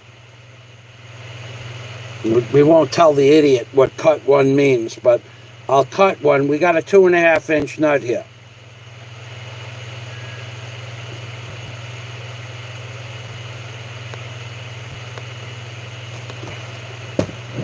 That cut one is only something very few people on YouTube would understand. You're welcome, Big E. Imagine if we just let the small-minded people on YouTube try to figure out what we just said without a visual. Jack, how long it would take, if it even ever happened. Jack and I talk a different language. So thank you, Big E. All right, ladies and gentlemen, we are almost done talking about the sphinxter of Big E and the fantasies that I had no idea they had so many names for people like that. It's a new world. I mean, it's a whole new, it opened up no pun intended, it opened up a whole new world. Opened up a whole new world. Get it? Opened up a whole new world of psychotic dementia, in my opinion. Opened up a whole new world. Get it? Look. Opened up a whole new world. Opened up a whole new world. You've got the whole Big E sphinxter in your hand. You've got the Big E sphinxter in your mind's eye too. Like a Arlo Guthrie song. $32 for a 2.5-inch galvanized nut. Yeah, and they probably haven't changed in price in a long time. That galvanized steel price bolts never went up and never went down. They almost stayed the same. And I used to buy I used to buy them by the wooden kegs of galvanized steel bolts. They were probably from China, the galvanized steel bolts I used to buy, or Sweden.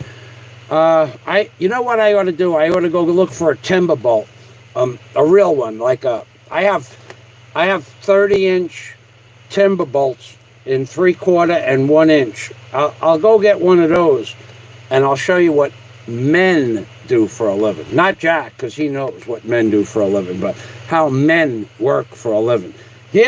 Let me show you what the drill bit looks like. I could show you that.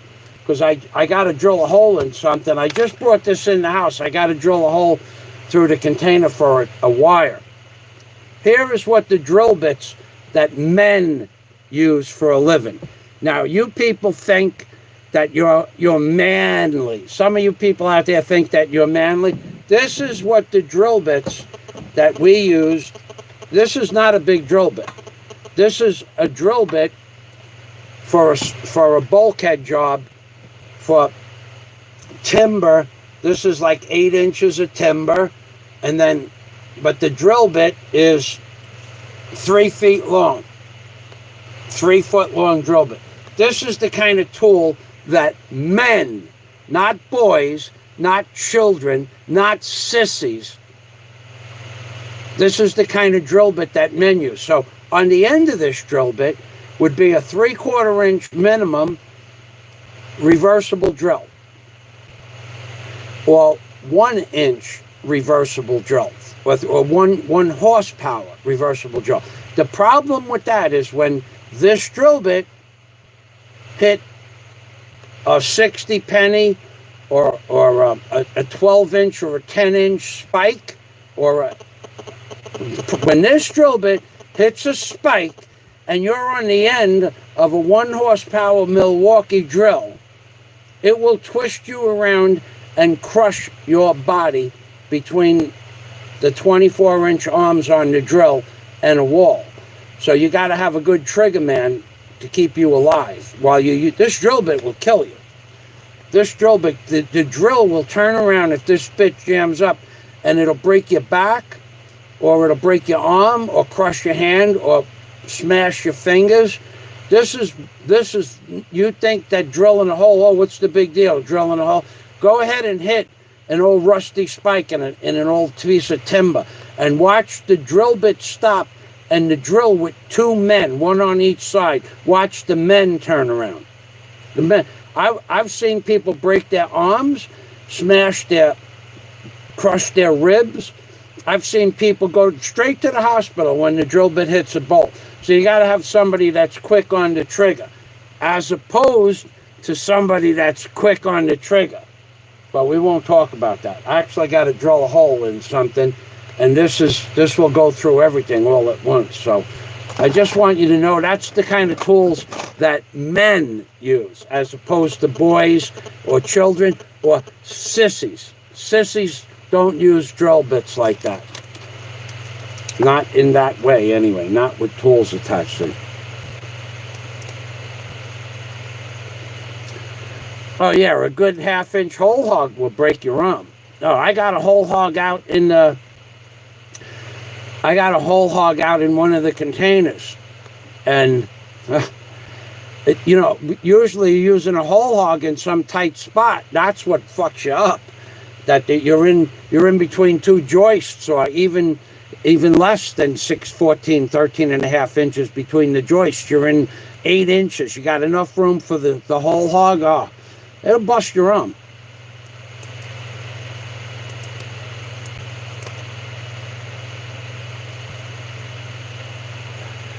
Okay. All right, Big E.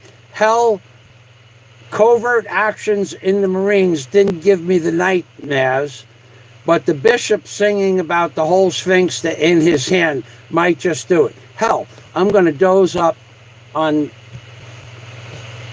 Xanadu now? All right. Xanax.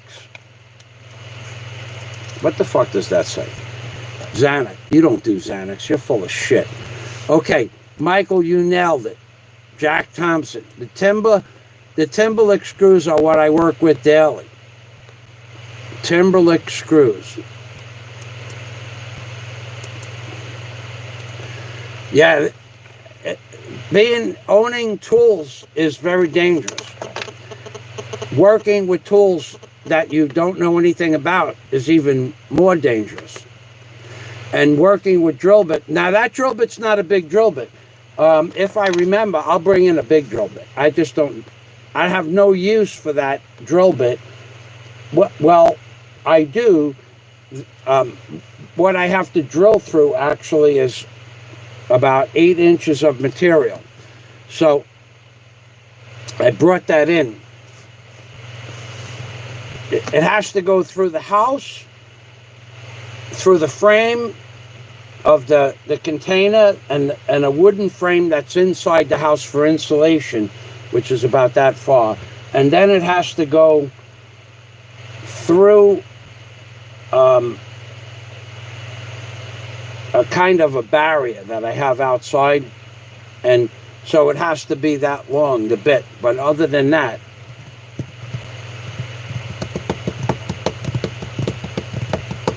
I remember you, Paul Baker. I remember you. I do remember you. That was years ago. What size is the Badger's drill bit? Oh, I have one of those.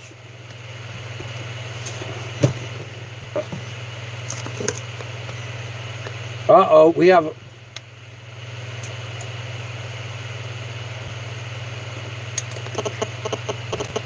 Paul Baker. Paul Baker. Love you, Michael. Paul from Deep Depologue. You taught me to bring my toolbox from Chicago. Glad I did. Where is Daisy? Daisy is living in Mindanao, preparing to get married to another man, Paul. But I do remember you. I'm glad you... I actually remember talking to you, telling you that if you're going to come to the Philippines, better bring your toolbox, Timberlock. Timberlick screws, Timberlock screws. I don't know what a Timberlock screw is, to be honest. It might be something I've used, but I don't remember what it is. So I'll just post it in here. Timberlock locks, Timberlock screws. S-C-R-E-W. Timberlock screws. Timberlock truss rafted to top plate structural wood screw. Heavy duty wood screw for applications such as attaching rafters or trusses to the top plate. Landscape timbers, fences. Okay, so let's see what they look like. Let's look at what they look like. Oh, so that's like an 8-inch galvanized lag bolt. I'll bring in some of my building, my dock building stuff. Okay, so these are. I have 100 of these. Timberlock replaces 3/8 lag screws and is approved. Oh, okay. Those are the hex head screws, which mostly shaft. I got a bunch of those. Yeah, those will go right through the piece of wood and right into you. Yeah, that's okay. There's no need to pre-drill with Timberlock. It's sharp point, aggressive tread, zip right through the densest woods. They do. I've used those. I have those in my shop up to 6 inches, but I don't use much of them. And they are great. Okay, now I know what they are. Thank you, Jack. All right, so we're going to...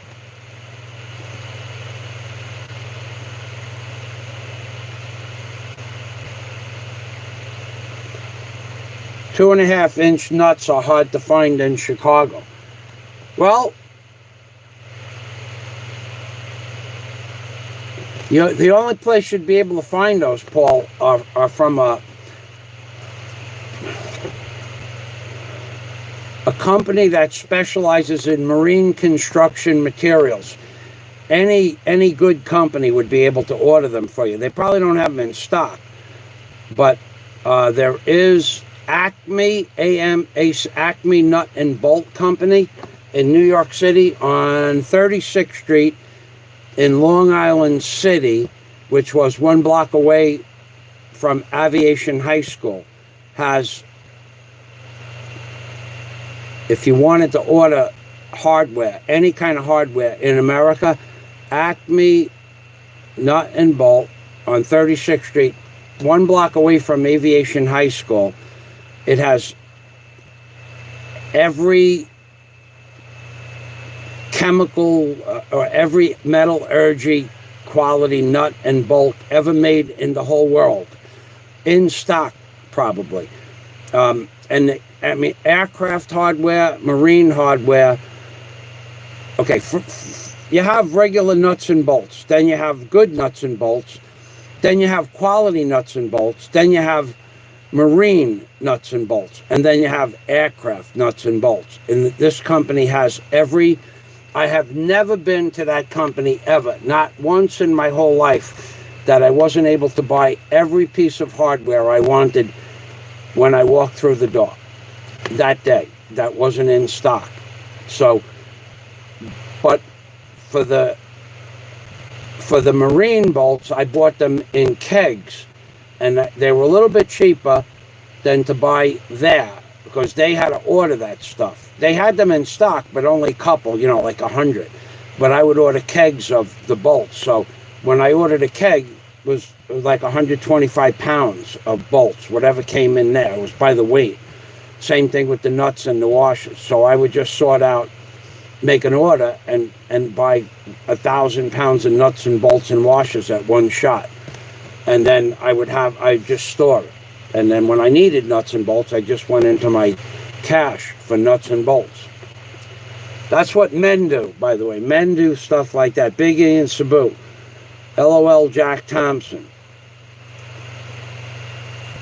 Okay, Paul, we already talked about that.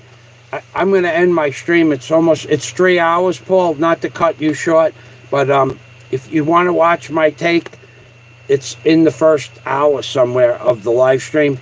I'm not going to rehash over that. I've talked about it 2 or 3 times. They're fucking you. Basically, they're fucking you. They're fucking me, they're fucking you, they're fucking everybody. Bottom line. Are you fucking everybody, Mr. Trump? There you go. There's your answer, Paul. Trump, the New World Order, they're fucking everybody. Just get used to it, because it ain't going to stop anytime soon. But I don't want to get involved with my whole theory. Have a nice day. Steve Montelli does a really good show, and he will answer the same question over and over and over. I just gave you the short version. You don't need to know anything more than the short version. They're fucking you. I'm Big Permy, everybody. Big E, I'll see you later. I'm going to throw one of them filters back onto that machine. I want to get that damn thing out of here. I'll talk with you later. Bye-bye for now. Oh, and did I mention men? What men do for a living is men use drill bits like this, as opposed to sissies who don't even know or have a drill to put a drill bit like this in.